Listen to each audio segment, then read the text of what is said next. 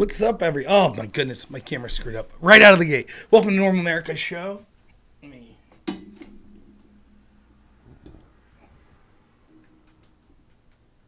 Ah! Okay, that's good. My son was up here messing with. Oh, that's no good. Come on.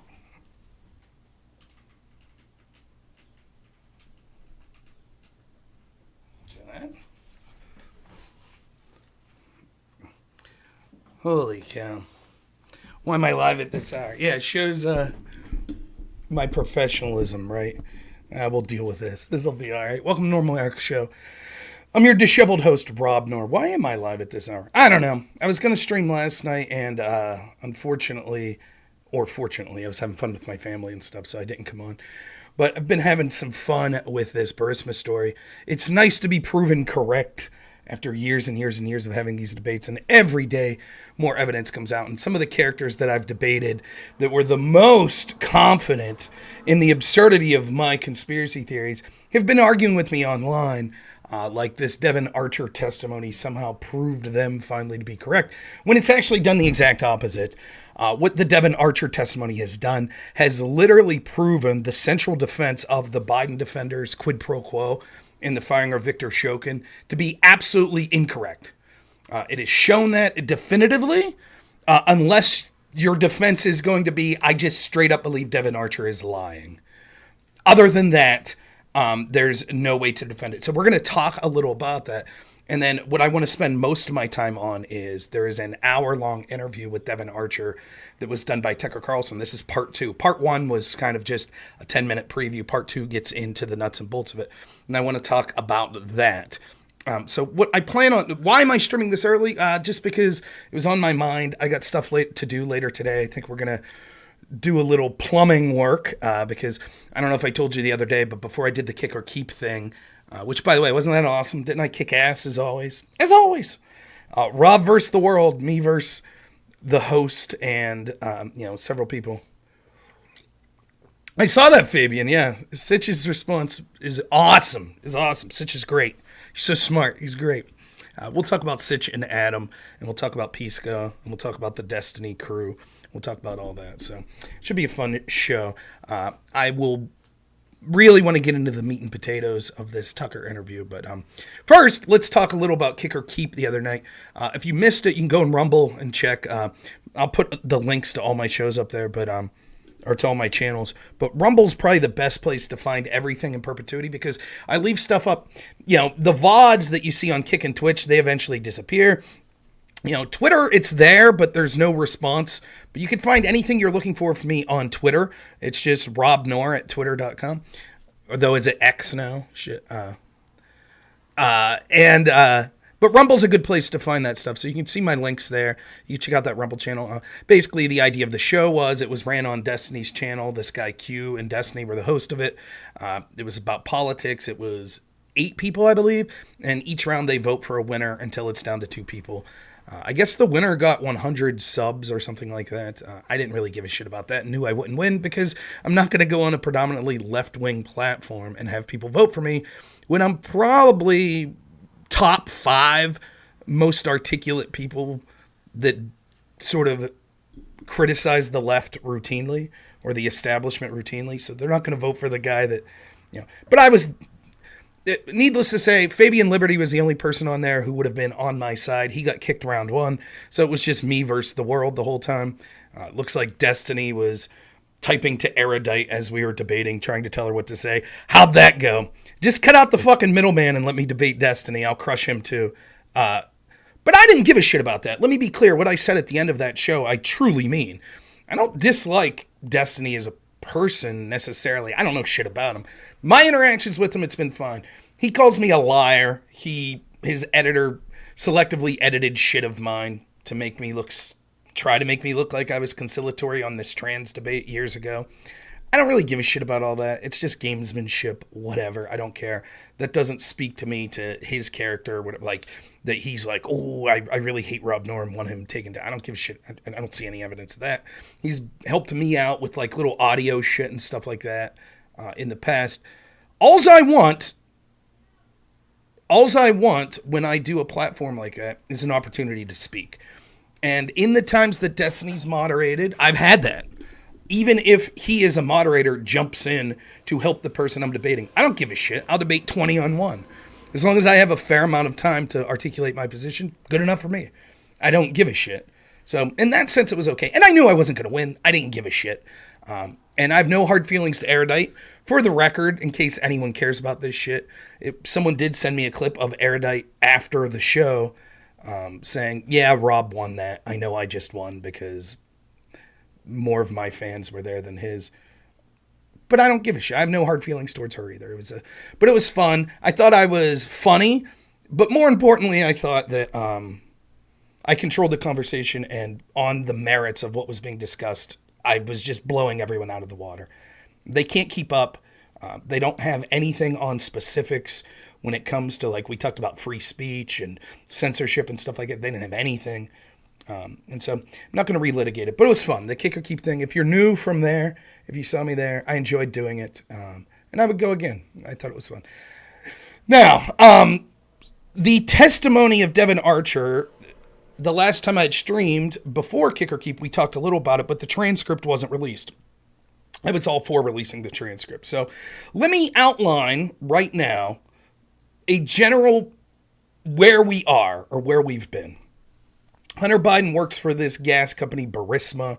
This is around 2014. I might screw up some of the dates here. It's just giving a general outline. Burisma, at this time, his dad was, Joe Biden was vice president. He was the point man for Ukraine. Ukraine was considered very corrupt. This President Poroshenko that wins there, I believe in 2014, he's considered basically an ally of the United States. The United States has given a bunch of money to them, trying to weed out this corruption. Biden's the point man. Hunter Biden gets appointed to the board of directors at this gas company in 2014.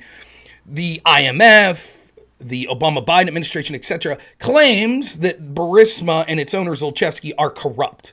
And yet the vice president's son works there, which is a very bad look. No one disputes any of this. At some point, there is a quid pro quo offered from Joe Biden where he publicly acknowledges that he went, talked to the Ukrainian president. We also have audio of this, phone calls of this, transcripts where he goes to the president of Ukraine and says, fire the prosecutor that's in charge of this investigation into Burisma, or you don't get this $1 billion. So they fire that prosecutor, and basically the investigations were dropped. Later in 2019, after a bunch of shit comes out, they were sort of reopened, but nothing's been done with them. And so at the end of the day, all these people that were super upset in the IMF, in the UK, in the Obama-Biden administration, in the State Department that stayed there, like George Kent or Yovanovitch, after Trump won presidency, none of them gave a shit. They were super upset that Burisma wasn't being investigated, so they demanded the firing of Shokin. Then Shokin gets fired, and then the investigations basically goes away, and they're like, okay, we're fine with that. And it just so happens Hunter Biden doesn't get in any trouble. And so what we were told to believe from the get-go was that, no, the reason Joe Biden wanted Shokin fired because he wasn't prosecuting corrupt oligarchs enough. You see, Joe Biden wanted his son's company investigated harder. That's what we're told. That's what was going on. And it just so happened once he forced the firing of the prosecutor that was looking into it and the investigation went away, well, he wasn't concerned about it anymore. So that's where we were. Now, the defense that has been given over and over and over, when I was on Sitch and Adams' show, when I debate Pisco, when I debate Destiny, when I debate Dylan Burns, anyone that I talk about this, the defense is always the same. And it's not just them coming up with this. This has been the mainstream Democrat defense, the media defense, was that Victor Shokin, the prosecutor that was fired, was not only corrupt, but he wasn't investigating Burisma. He wasn't. On paper, it said he was, but he really wasn't doing anything with the investigation. Of course, then I was like, well, he froze the assets of Zlochevsky in February, right before he was basically forced out. That doesn't sound like he wasn't investigating. And the response has been, that was just like a show. That doesn't prove anything. That was just a technicality. It's no big deal. So as absurd as it sounds, that's where we've been in a stalemate for a long time. And they've celebrated and they've clapped hands and, Now, of course, my concern about this case is less about Joe Biden. It's almost nothing about Hunter Biden. I don't give a shit about Hunter Biden. By the way, did you notice this? Anytime I talk about the corruption of I'll give away the game, or I'll get to the end here. I'm concerned about double standards at the FBI, picking winners and losers and having a two-tier justice system and intentionally going after people that they don't like while protecting people they do like, thereby influencing our politics. That's my heaviest concern, right? And yet, when I'm discussing this, and so I'll discuss censorship of the Hunter Biden story, or of COVID stories, or I'll talk about the corruption of Joe Biden's quid pro quo, every time, what the people on the left do, and you can see this on the Kick or Keep from the other day, what do? They say, oh, Rob's just concerned about Joe or Hunter Biden's cock. Hunter Biden's cock. That's what the laptop's about. It's so intentionally disingenuous. By the way, these are people that couldn't wait to tell you for years about Donald Trump getting peed on in a hotel bed. And oh my God, that dossier is brutal. Couldn't wait to tell you about that. I don't give a shit about Hunter Biden's pictures, his sex life. I don't care about any of that. It is clear that the serious people discussing this are talking about the things on the laptop that were crucial to showing the selling of influence that was occurring while Joe Biden was vice president and afterwards, including to corrupt oligarchs and hostile foreign enemies like the Chinese government. That's what the concern is. And my concern goes a step beyond that. I'm less concerned about Joe Biden and more concerned about the fact that the FBI intentionally sat on this information while targeting Donald Trump for shit they knew was bullshit, the Russia collusion story, because they wanted to influence our elections from 2016 onward. So that's what I'm most concerned. But that's where we've been. That's the stalemate that we've been. Enter the testimony of Devon Archer. So Devon Archer testifies the other day. And there were two competing narratives coming out from the Republicans, like Jim Jordan versus the Democrats, Dan Goldman. Dan Goldman was saying, Devon Archer testified that actually Victor Shokin, the fired prosecutor, was helping Burisma, and therefore Biden forcing his firing would have hurt Burisma. That's what he testified to. And so that would be devastating. And that's when I'm debating people like Sitch, and I'm debating people like Pisco and other people on Twitter. That's what they're going with. They're like, see, Rob's entire narrative crumbles because it turns out that Victor Shokin was actually helping Burisma. So Joe Biden was actually harming Burisma by firing Victor Shokin, by getting him fired. And that's what they were taking. So that was one narrative. The other narrative that was pushed by the Republicans and Jordan was, he specifically said, Devon Archer specifically testified that in December 4th, 2015, he's at the Four Seasons with Zolchevsky and this guy Vadim, that's a high-ranking person in Burisma, and Hunter Biden. And they're like, we're being pressured from the Ukrainian government. We need you to call your dad. And then they left the room and called his dad. And then, of course, days later would be when Joe Biden would get in an airplane and issue his quid pro quo. Now, I correctly said, of all the things that were alleged, there was a bunch of other stuff that Devon Archer testified to, that the Biden brand was what kept them in business. But there were 20 phone calls in his time working with Hunter. And Joe Biden clearly knew about the business. He clearly knew about the business that Hunter Biden was doing, despite Joe Biden lying. But to me, that was the biggest takeaway, because I know that this was the linchpin on the defense. Because, listen, if you're not involved in politics, here's a pretty reasonable statement that I've defended ever since the impeachment of Donald Trump, the first impeachment. Because remember, the impeachment of Trump was about preventing him from looking into this corruption from Biden and the Obama State Department. That's what it was about. My stance has always been quite clear.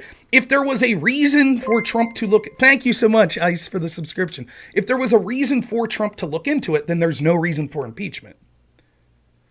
My standard is quite simple. Anytime a prominent member of the executive branch, or even legislative, forces U.S. tax dollars, uses a quid pro quo to force the firing of a prosecutor who's even on paper looking into a company their family member is heavily involved with, there ought to be an immediate independent investigation.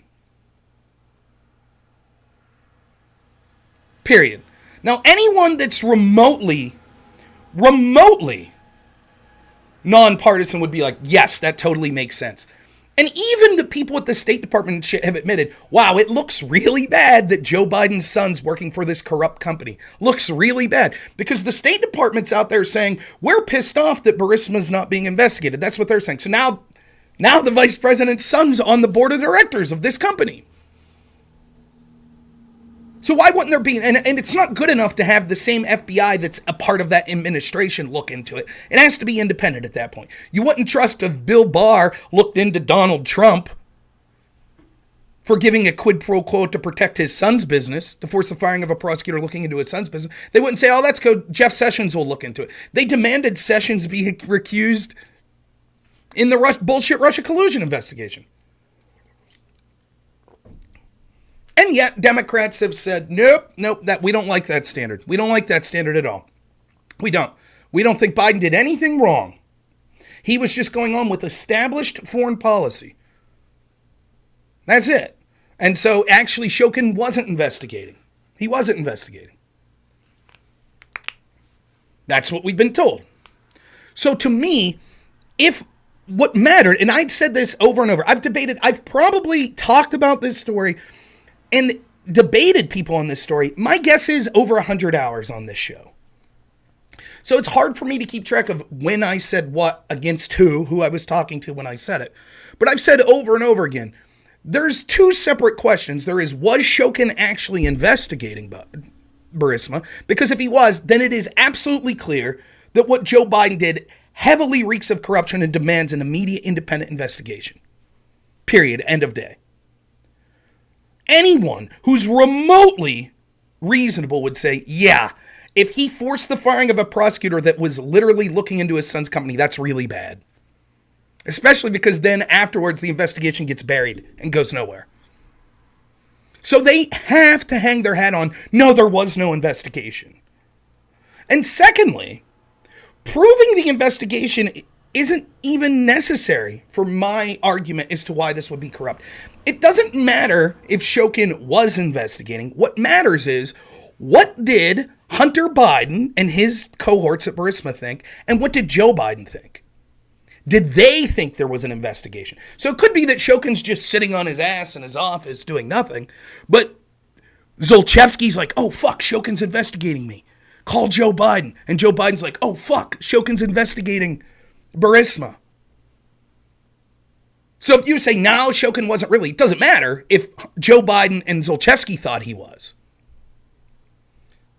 And so I knew, and I set this out, I was talking to Ruminate, I was talking to Pisco on Twitter, I said, if it's true, the Republican version of this testimony is true, that actually they got on the phone on December 14th, or December 4th, 2015, and said, we are getting pressured by the Ukrainian government's investigation, we need your help, Joe Biden. Doesn't that end their defense? That's been the linchpin of their defense of Joe Biden's quid pro quo for 4 years. What's up, Genghis Khan? Doing great. That's it. That's what their defense has been. And they said, we'll see. Dan Goldman says, and that was fair. Now, I even mentioned on my show before the transcript came out, I said, I think that both things could be simultaneously true. That Archer could have said, yeah, I was told that Shokin was on our side, but that also this very specific, on December 4th, we were told to call because of this pressure. And that's exactly what happened. So the transcript was released. And since the transcript was released, this was the predictable reaction. Oh, this is what it said. It did say that this conversation happened December 4th. It said that. And it also said that he was told, not by Hunter Biden, not by Zlochevsky, but Devon Archer was told by basically the lobbyist in the United States for Burisma.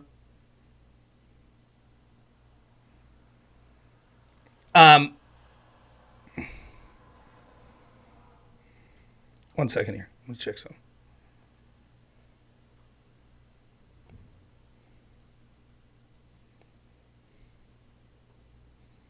That's what I thought. I'm looking for the actual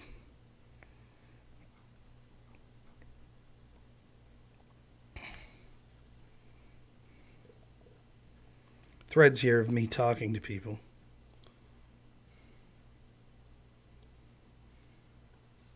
This'll do.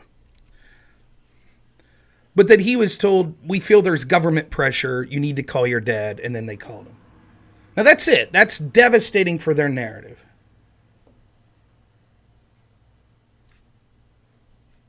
Yeah, that's true, Ogre, about Destiny debating me.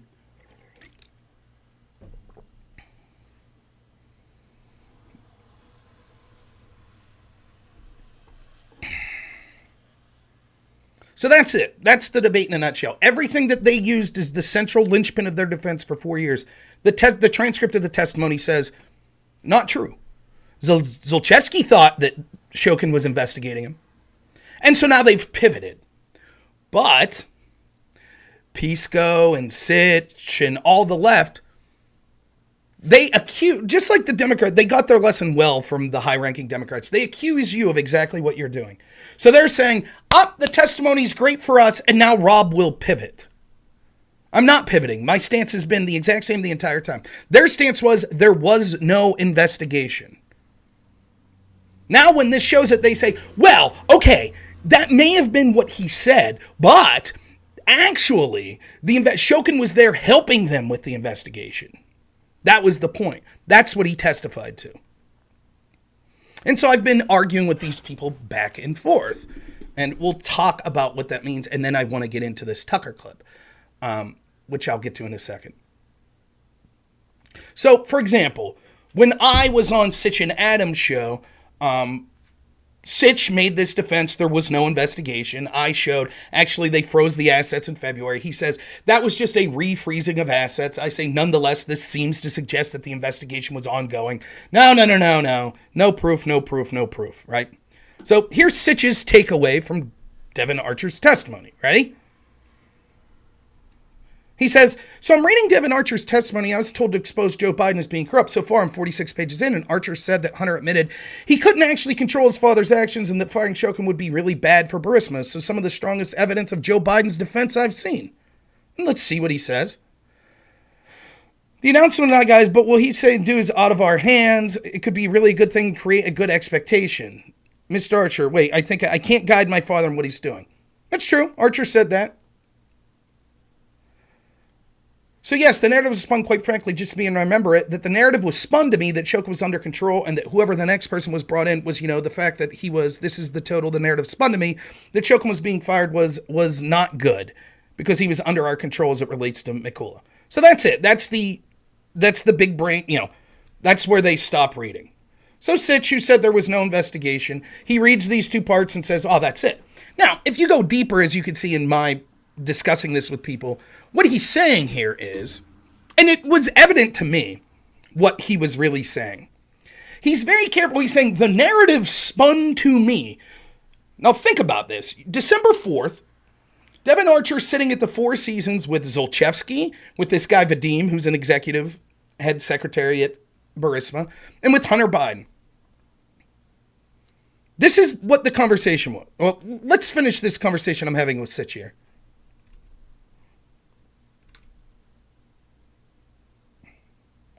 I said, big surprise, wasn't your argument that Shokin wasn't investigating Burisma? This testimony shows Burisma execs and Zlochevsky seem to disagree. Unless you could explain who else in the Ukrainian government was making them so uncomfortable with investigations in December of 2015 that they had Hunter call his dad to try to deal with it. He says, did you misunderstand my tweet? This is evidence in favor of my argument. No, I got your tweet. He says, according to Archer, Burisma did not want Shokin fired.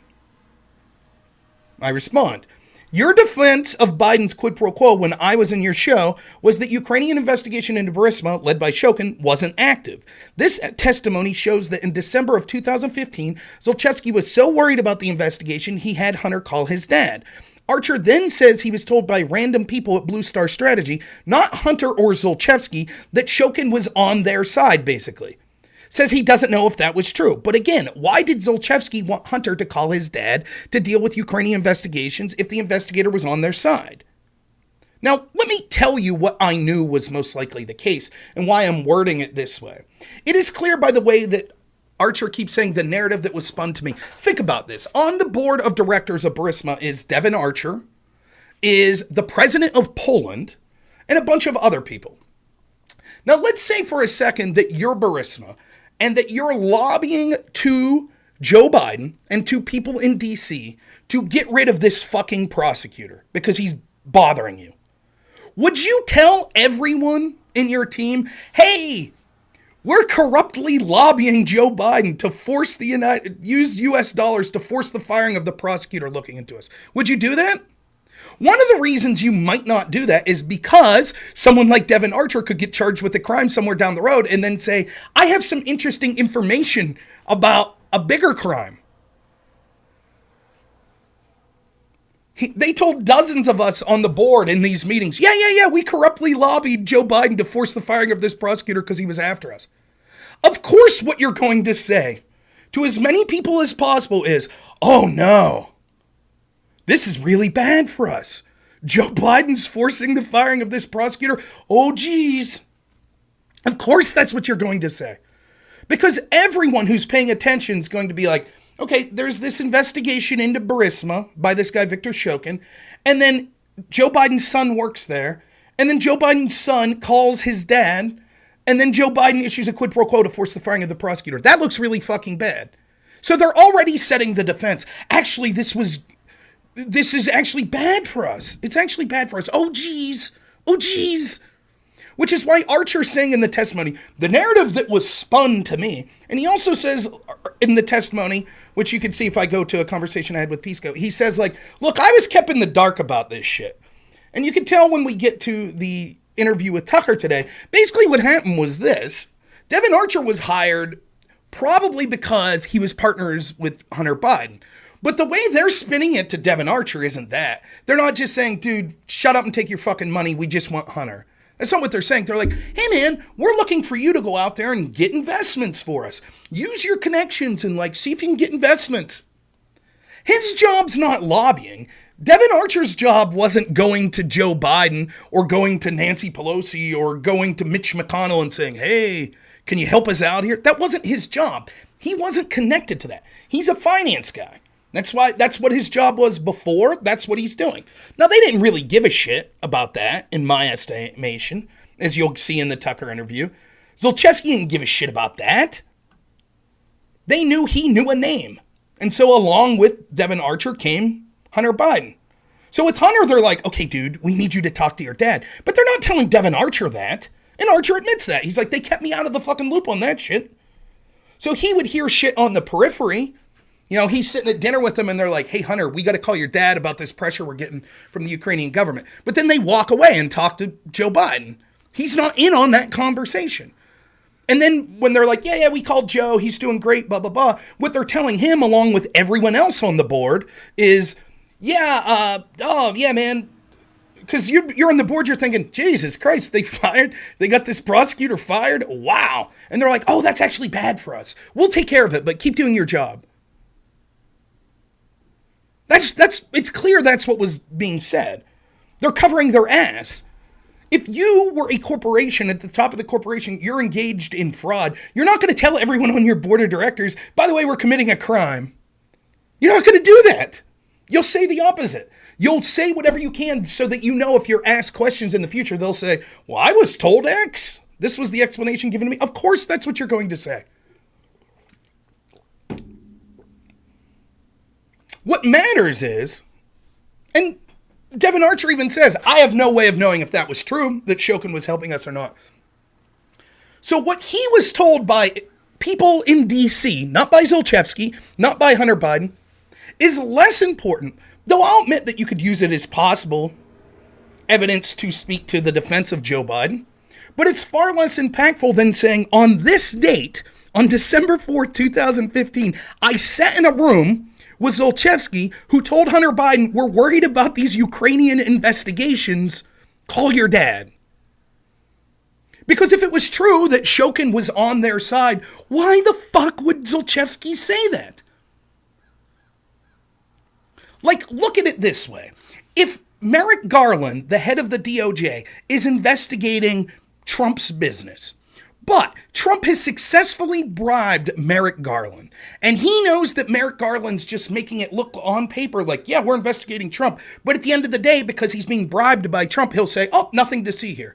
Why would Trump be panicking, telling people, oh, we gotta persuade, we need you to call your father to deal with this investigation? You wouldn't do that. You'd say the investigation's dealt with. We're paying this guy off. There is no investigation. It looks like it on paper, but it's not. Why would you panic and say, we need you to call your dad? You wouldn't. That's what's important. The critical players, Hunter Biden and Zlochevsky, were discussing Ukrainian investigations on December 4th, which led to Hunter Biden calling his dad, which then led to a couple days of Joe Biden flying to Ukraine and saying, we want this prosecutor fired. If other people that aren't them, who work as lobbyists for Burisma, are telling the board of directors, including Devon Archer, actually Shokin's on our side, that is far less important. That's not what their actions are showing. So that's what I asked Sitch here. Sitch's response. My evidence has shown Shokin was not going after Burisma. That's what he's claimed for a long time. That's absolutely true. That's not accurate. But Devon Archer literally says this was his understanding. He does not say that. All Devon says at that part is that Zlochevsky said that they were under some kind of pressure and they wanted to talk to Hunter about it. According to Devon Archer, the pressure was not coming from Shokin. That's the line he used. According to Devon Archer, the pressure was not coming from Shokin. Remember that line. And Devon didn't hear the call. This is evidence confirming my argument. At this point, Obama had already publicly and to Congress criticized Shokin and Ukraine for not helping the UK investigate Zlochevsky. Remember that too, right? We'll talk about that in a bit. His conversation with Hunter could have been the literal opposite of what you're assuming, that Zlochevsky was worried about him, the U.S. getting rid of Shokin and pressuring Ukraine to investigate him and Burisma. In fact, the best available evidence suggests that would be the case. I said you're either misreading or lying about the evidence. Show me in the testimony where Archer says the pressure was not coming from Shokin. In fact, Archer says almost the opposite. He doesn't say it was coming from Shokin. When asked specifically, he says it was Ukrainian government pressure, and they were like, Shokin. He was like, well, the narrative that was spun to me, but I don't know. He doesn't say the pressure wasn't coming from Shokin. That's not what he says at all. So I'm like, show me where he says that, Sitch. This is what Sitch responds to. He says that the section regarding the under pressure part, that it was his understanding that Shokin was good for Burisma. Does Archer actually say that Burisma was under investigation from Ukraine, as you claimed? Or is that something you intuited from the under pressure line? Because one would imagine if they were under pressure from a source and wanted to talk to an American source, that would imply the pressure is coming from America. That's why they would think their America connection would do something about it. Well, that's just nonsense. It could be that the pressure was coming from America, but it could also be that they're asking Americans to alleviate the pressure elsewhere. That's how lobbying works. That's why the Biden brand was so important anyways. The reason that Hunter Biden's getting hired all over the world isn't just so he could stop U.S. regulations, but also so he could exert influence all around the world in different countries' regulations. Because they'd say, as Devon Archer testified, we don't want to fuck with a company that a Biden's on because we could face legal pressure. So Sitch implying, oh, it couldn't be that it was the Ukrainian government pressuring if they reached out to Biden. If they reached out to Biden, it was clearly Biden and the U.S. pressuring. So he says, remember what he says here. Does Archer actually say that Burisma were under investigation from Ukraine, as you claimed? Here's how I respond. Page 34. Question. What was the request? He says, did Zlochevsky or Vadim ask Hunter Biden to make phone calls? Yes, though I wasn't party to that call. And what was the request? Archer says, the request was, I think they were getting pressure and they requested Hunter, help them with some of that pressure. Question, what pressure? Answer by Devon Archer, government. Government pressure on their, government pressure from Ukrainian government investigations into Mykola. It wasn't specific. It was just sitting there in the Four Seasons having coffee, and there was Mykola and one of the managers of the Four Seasons, Vadim. So it wasn't like a closed, not a specific meeting. Then he says, are you aware that Viktor Shokin was investigating? Vaguely, whether it was Shokin, vague, there was a lot of pressure initially. There were several pressure issues. That's kind of the theme of Burisma. There was the 23 million, and so Shokin wasn't specifically on my radar. But yes, there was constant pressure. It was like whack-a-mole in regards to the pressure and that resolve. But notice that it specifically says Ukrainian government pressure. So, let's see where we're at with Sitch. Sitch says that there was no Ukrainian investigations from Shokin into Burisma. And so that's why the quid pro quo was okay. This testimony says the opposite. Sitch says, show me. He says, no, I think the pressure they're talking about is American pressure. That's what he says. It makes sense that it was American pressure, which is why they went to an American source. Show me. I show him this. It says no. It says specifically Ukrainian government investigations into Mykola. What do you think Sitch's response was? Did Sitch say, "Oh, I was mistaken. You're right. That is what he says. Interesting. Yeah, maybe I was wrong when I boldly proclaimed that there were no Ukrainian investigations, that Shokin wasn't investigating." Or did he even try to say something like this? Okay, maybe there were other Ukrainian government investigations into Burisma that weren't Shokin. Well, he can't say that, because if that's the case, he'd be able to point to them, and no one's saying that. The entire argument was Shokin was the person running these investigations, and he wasn't doing anything. So he can't really say that. So does Sitch admit, shit, Rob, yeah, you were right the entire time when you talked to me? Does he admit that? Do you think that's what happened? Here, let's see Sitch's response. Ready? Oh, there's no reply. Not interested up most in chatbots. I would rather fucking live in anonymity with only one person watching me than have chatbots. I know you're probably a bot yourself, but...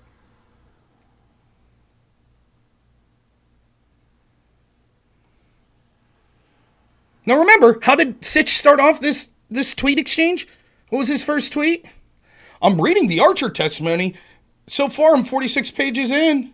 This is some of the strongest evidence in Joe Biden's defense I've seen. Now, if he's really someone who's just interested in getting to the truth, even if he says, okay, well, I think this part of it's a defense for Joe Biden, wouldn't he be like, oh shit, you're right. It does say there were Ukrainian government investigations. Maybe that part of my defense of Biden. Isn't that what someone would say? That was impartial. They don't have skin in the game. That's Sitch and Adams' whole thing. That's what they accuse me. I'm biased, but they're not. They're not biased. They don't care what the outcome is. Don't you think they would say that? Oh, but when he asks specifically, can you prove it says government? That's exactly what I do.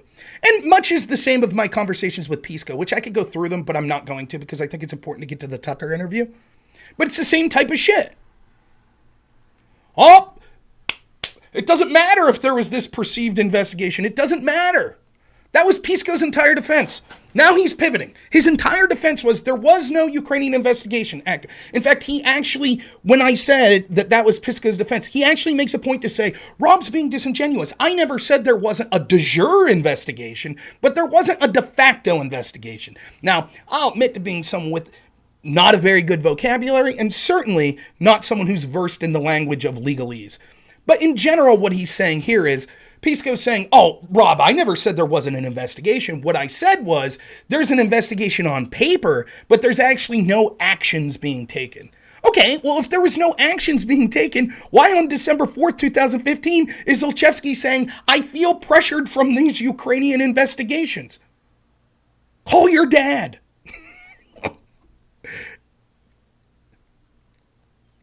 That's it. That's the end of their fucking argument. That's their central defense.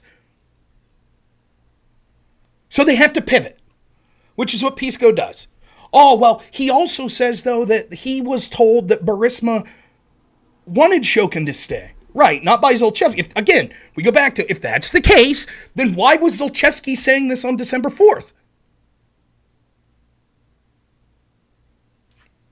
Is everyone following me what I'm saying?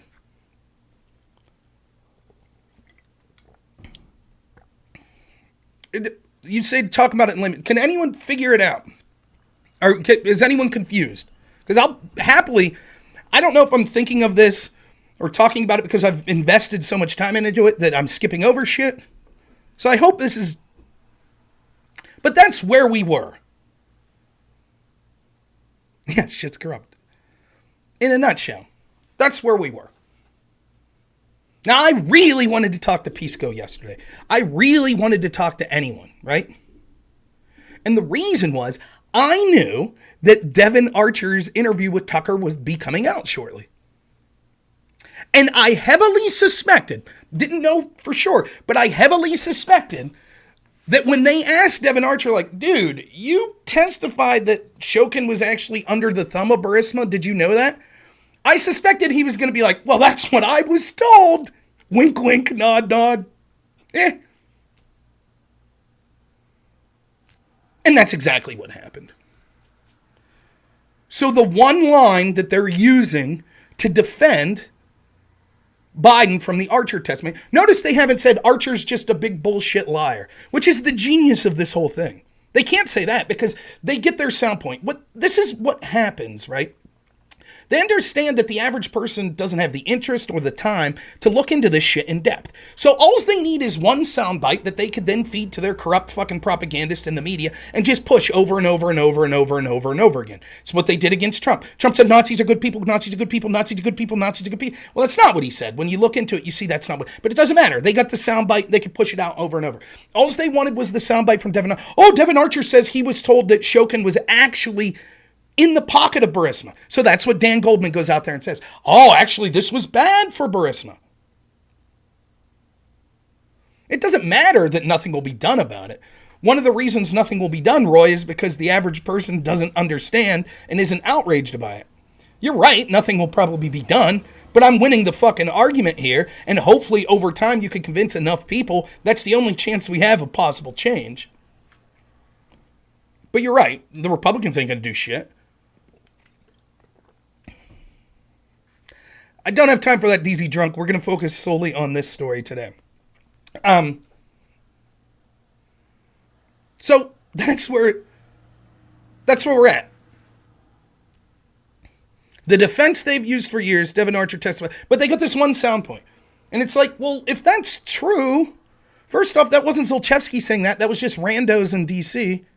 But secondly, if it's true, then why the fuck is Zlochevsky having Hunter Biden call his dad December 4th, saying I'm under pressure? They don't have an answer. Just like they've never had an answer. Let's take their whole narrative. Basically, their whole narrative boils down to Joe Biden wanted his son's company investigated harder. Biden and the State Department and the IMF and the EU, they all thought Burisma and Zlochevsky were guilty. And they knew Hunter Biden worked there, but they're really pissed off that Zlochevsky and Burisma weren't being punished. And part of that was because the prosecutors, before Shokin and Shokin himself, weren't pursuing the investigation. And so they wanted him out. Then we could get a real prosecutor in there that would do something. So they got him out and they got the prosecutors they wanted. And so surely that was it, right? Okay, now Zlochevsky pays the price. Burisma pays the price, right? No. Investigation buried. Now they'll say, oh yeah, it was, okay, well, it was closed. But then in 2019, 3 years later, it was, the investigation into Zlochevsky was reopened. Right, not into Burisma, but into Zlochevsky was reopened. 3 years later, after there was outrage. Right, after Trump started looking into it. And still nothing's been done. And I'll ask Pisco and I'll ask Sitch, I'll ask them all a million times. Okay, if you're right, if this was legitimately just the IMF and the EU and the Obama State Department and Joe Biden were just super pissed off because they're talking about Burisma specifically, saying we're pissed off that the prosecutors in Ukraine aren't going after them. And they were like, we don't want to send this money to corrupt prosecutors. And so they got rid of the corrupt prosecutor. Then surely Zlochevsky then was investigated and found guilty. Well, no, the investigation was basically buried. Okay, so then surely Obama and the IMF and the Biden and the State Department people like George Kent, surely then they're out there voicing their displeasure, saying, this is outrageous. We gave this $1 billion thinking that we were, that the corruption was being dealt with. But it's not. They're still covering up this dude. We're outraged. No, they never said another word about it. Huh. That's odd. And if it wasn't for the Hunter Biden laptop story, if Hunter Biden doesn't leave his laptop at a fucking computer repair shop, none of us are ever talking about it again. But we're just supposed to believe that. Why didn't they voice their concerns? They don't have an answer. The only person that's attempted to give an answer was Pisco, who said, well, it wasn't that they thought Burisma and Zlochevsky were guilty. It's that they thought the investigation had stalled. And then once Shokin was gone, the investigation didn't stall. And they had a real investigation. And then they realized he was innocent. What? That makes no fucking sense. So that's where we've been. So unfortunately, I was unable to get anyone on camera from when the transcript released to now, when we have this interview with Tucker Carlson. Now, let me say a couple things about...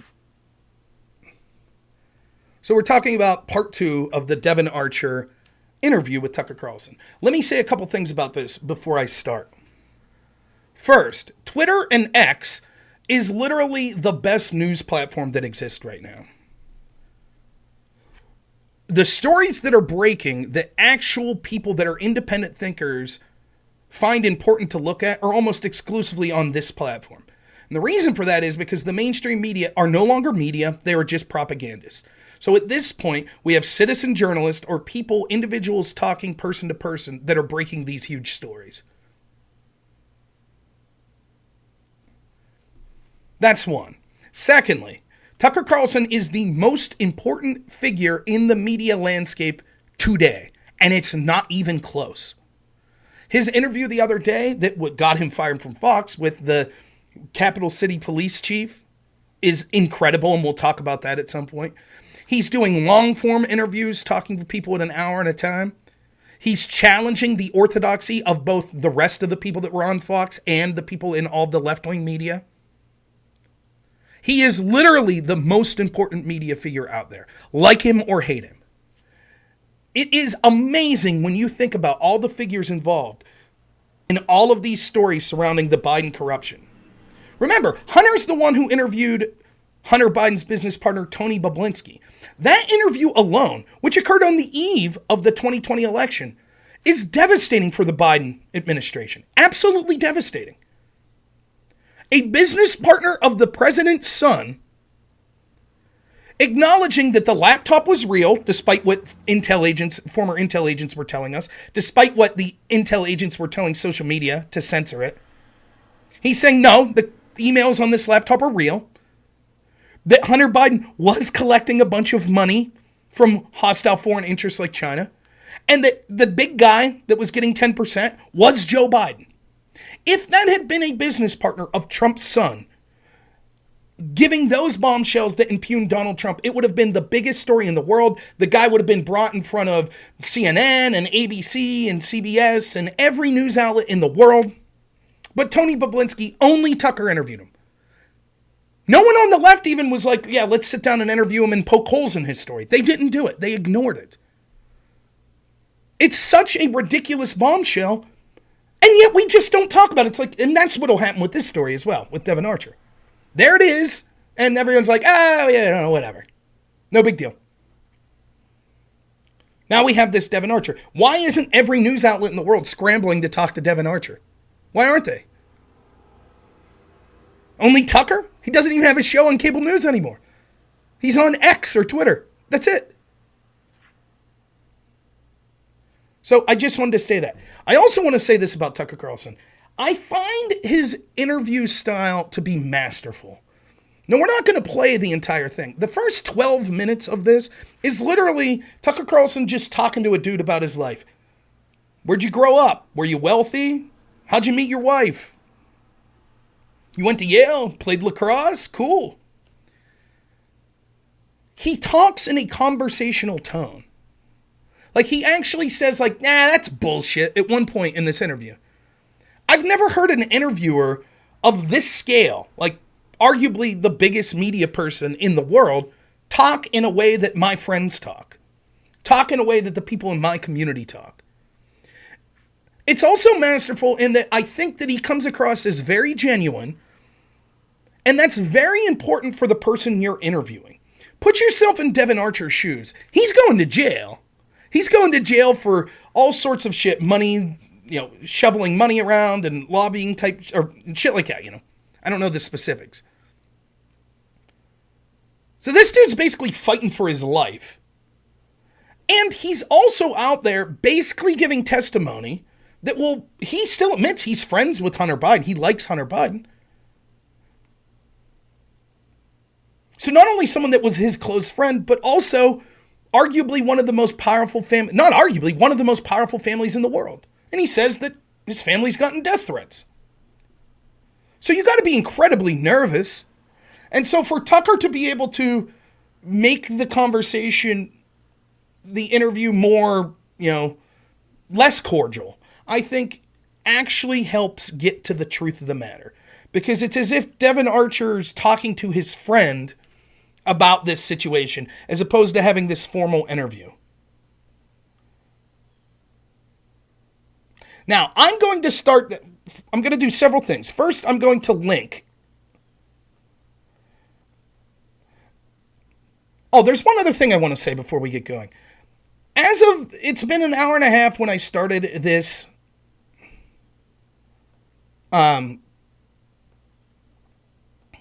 video. So the interview comes out, I watch it, it's about an hour interview. By the time I start my video here, it had been an hour and a half. I had not seen anyone on X or Twitter go through, what does this mean, except me. Like, no one. Arguably one of the most important interviews in the past 30 years from media people, and I haven't seen anyone break it down except me. So there's the link to me breaking down my top 5 or 6 points of what this interview shows. If you go to that X/Twitter link there, that's my channel, so give me a follow there.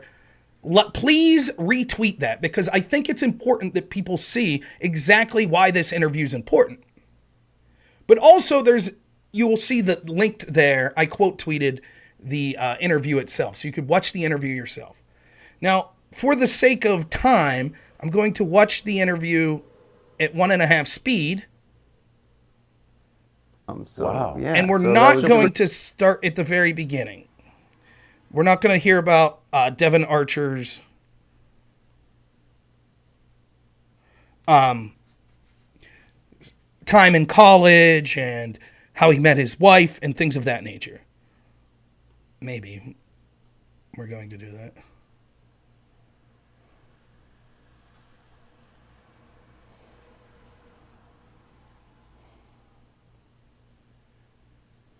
Comeback firm that was The other thing to say here is, I feel that Archer comes across as very likable. It seems like he's a dude that was just like, couldn't believe his luck. Holy shit, I'm sitting in a room. I met Hunter Biden. Cool. Now I'm hanging out with the vice president's kids. Awesome. Oh, now I'm sitting in a room with the president of Poland who's offering me a business opportunity. Sounds great. Like the way he talks, he's like, yeah, the hotel was cool. There's a cool pool. Like he seems like almost just like a regular dude that gets swept up in this shit. Not to say he didn't intentionally commit crimes. I don't know about that. But it literally just seems like he's just like, I don't know, dude. Like I'm in over my head. Like if they would put me in that situation, if all of a sudden like Don Jr. came to me and was like, hey man, we want to make you a partner in this investment firm. And I'm like, cool. You know, he doesn't say we want you to do guilty shit. And then he's like, hey, how would you like to talk to the president of Italy? Okay. You know, for a business opportunity. Like, I would just be like, yeah, they'd be like, what'd you think of it? Oh man, the food was awesome. Like, shit was cool. Like, that's the type of, like, it almost seems like it now. Yeah, people are pushing the interview, but no one's really going through the importance of what it says. So you can see my list there of why I thought it was important, basically in order.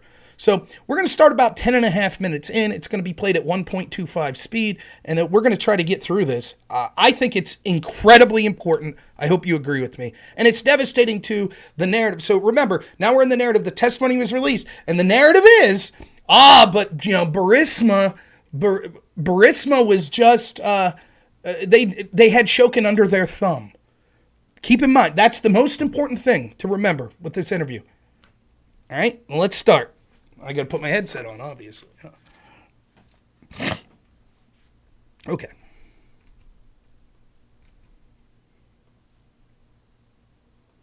You know, it's fairly successful. Most of our success was in real estate. We ended up buying a real estate management company, and that was called Rosemont Real. We renamed it Rosemont Realty. It was called, you know, BGK or some acronym, and we ended up. We're just trying to get to when after Hunter Biden comes 5 years in business at Rosemont Capital, and that business was sold later in 2015. But at our peak, we probably had $3 billion of assets under management, which is kind of like your scorecard as a private equity manager. We'd done some great things. Was Hunter Biden an original partner at Rosemont? No. Hunter Biden, I met really, or I had met him before, but had like substantive conversations at a lunch I met in 2008, 2009. So you were already. It was 5 years, yeah. Established Absolutely. with the business by then. Yes, that business was quite established. We had raised, we were in the, Rosemont Seneca Partners came along really at the time that we bought Rosemont Realty, so around 2010. I don't know the exact dates right now. It's a while ago. But Rosemont, we had an initial fund of sponsor deals, so 2 or 3 or 4 deals that we did independently and worked those deals. Then we'd raised a fund, so we had a 2007 vintage fund, which is the year that you started. It's very clever. So we had a 2007 vintage co-investment fund, and then we actually raised out of the financial crisis. We raised a TALF debt fund, so reinvesting in asset-backed securities, and then we had some other sub funds in technology, but ultimately, like kind of the big successful piece of Rosemont ended up being Rosemont Realty, which was a second. Now, let me just say, again, he's just setting up, this is what we did. We were this investment fund, et cetera, et cetera. Now we're going to get into how he meets Hunter Biden. Hunter Biden becomes a partner with him in his, when people are talking about body language, I think that stuff's all good to look at. I think, to me, he comes across as very genuine, but sort of scared. That's how it comes to me. But I just want to give this one caveat when it comes to the body language. Remember, we're watching this at 1.25 speed. So if you think his motions, like the speed of his motions suggests something, remember, I've sped it up a little. So, acquisition of BGK. So it sounds like you've got a perfectly self-sustaining business, $3 billion under management. That's success. I think. Yeah, absolutely. No, it was. So how does Hunter Biden get involved, and why? So we had this. We had this lunch, and a mutual friend, or it wasn't, I don't know how it was, but an attorney of Hunter's, another attorney, Hunter's an attorney as well, had introduced us, and we had a lunch, and we always, you're always looking for kind of an edge or an advantage as being a boutique, and certainly $3 billion was good, but as an AUM number, scorecard, but in real estate, it's kind of a levered number, so totally. it's a little exactly exaggerated. Right. If you're Blackstone 4 and you have $3 billion, you have $3 billion of dry powder. But if you have a private small. I also think that you could tell, and before this, he talks about he produced a film about Vietnam. He has a passion for Vietnam and things like that. When he's talking about this, like our funds and our capital and stuff, he seems more relaxed at those moments, right? Because I think this is stuff he's probably legitimately, this was his interest. I don't know. But he came from a middle-class family, and I think that, he actually had an interest in this stuff. That's not criminal. And so I think he seems more relaxed at those points when he's being asked directly about, what about Hunter? What about Burisma? To me, he seems a little more nervous. Private equity fund with, $3 billion under management, a lot of it's real estate. It's actually not the actual number you have in dry powder. So nuance, but it's very liquid. Exactly. It's very liquid, and you don't have the buying power. So you're always looking for an edge. You're always looking to expand. And we had obviously, we were demystified to Washington just through relationships. And Hunter was in a stage where he was transitioning from lobbying to strategic advisory. What's the difference? Well, as I understand it, when you could probably. Now, you'll notice this several times, which I think is just masterful. Take out the Hunter Biden, Joe Biden portion of this. What Tucker is getting to here, and when they're laughing about this shit, is how corrupt the whole fucking thing is. And I don't mean just the Bidens. I mean all of Washington. So he's going from, let's hear what he says again. He's going from lobbying. Hunter Biden's a lobbyist. State, it's actually not the actual number you have in dry powder. So nuance, but it's very liquid. Exactly. It's very liquid, and you don't have the buying power. So you're always looking for an edge. You're always looking to expand. And we had obviously, we were demystified to Washington just through relationships. And Hunter was in a stage where he was transitioning from lobbying to strategic advisory. What's the difference? Well, as I understand it, when the strategic advisory, not lobbying. Now remember, it is a crime. It is a crime to lobby for foreign interests without registering as a foreign lobbyist. And so what happens is, well, you're a lobbyist, but now you're going to lobby for foreign people. So now you're, strategic, whatever he says. What's the difference? Well, there is no difference. That's why they're laughing. And you'll see, that's part of what Tucker's getting at here. It is a story specifically about the Bidens. It really is on this note. And to me, remember, the story's even greater because the FBI could have sat down with Devon Archer years ago and had this conversation. Either they did and chose not to do anything about it, or they didn't. But the whole system's fucking unbelievably corrupt. You could probably answer it better than me, given your background. There's a distinction, but no difference that I can see. Right, exactly. So one you register for, the other you don't. Right. And I think that there are some legal, limits around registering when your father's the vice president. So I think that was what they ran into. But you can, and you don't. There's certain. Again, I'm not an expert on it. I know that was. I think in Washington you can't lobby, but you can strategically advise. Right. Exactly. There you go. So basically, he's admitting there that Hunter Biden was still a lobbyist for these foreign companies, but he couldn't register as a lobbyist while his dad was vice president. That would be bad. So he was just strategically advising. That's different. And you could tell by his smirk, he's like, right. That's a fucking crime. And that's one of the things that this interview shows and the testimony of Devon Archer shows.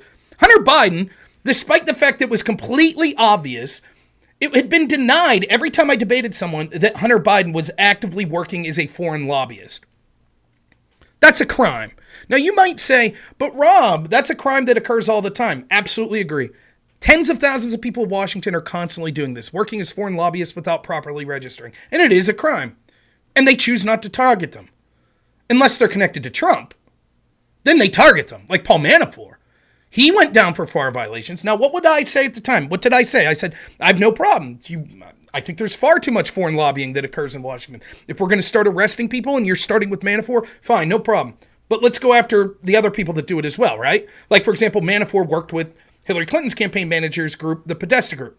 In the indictment, it says that's who he worked with. Was anyone at the Podesta Group charged? No, they were allowed to retroactively file paperwork. All of these people you hear, Blue Star Strategies, the lobbyists, were they charged with failing to register as foreign lobbyists? No. Was Hunter Biden charged? No. And remember, the indictment, or the plea deal that Hunter Biden, that fell through, that he was going to sign, would have gave him immunity from FARA violations. That's the one crime that they want to make sure he has immunity from, because if he was a foreign lobbyist, who was he lobbying to? It's all about protecting the FBI and protecting Biden and his administration. Okay, if Hunter has to go down for some tax business, whatever, so be it. Those are shit that you could say, well, that doesn't really connect to his father. But the foreign lobbying, especially when Joe Biden's defense was, I knew nothing about my son's business partners or business dealings, which, as you'll see, Devon Archer shows is clearly bullshit, as Tony Bobulinski showed was clearly bullshit in the past. So already we could see the first question I would have to all of the people defending that, no, the FBI doesn't engage in a double standard. Why has Hunter Biden not been charged as a foreign lobbyist?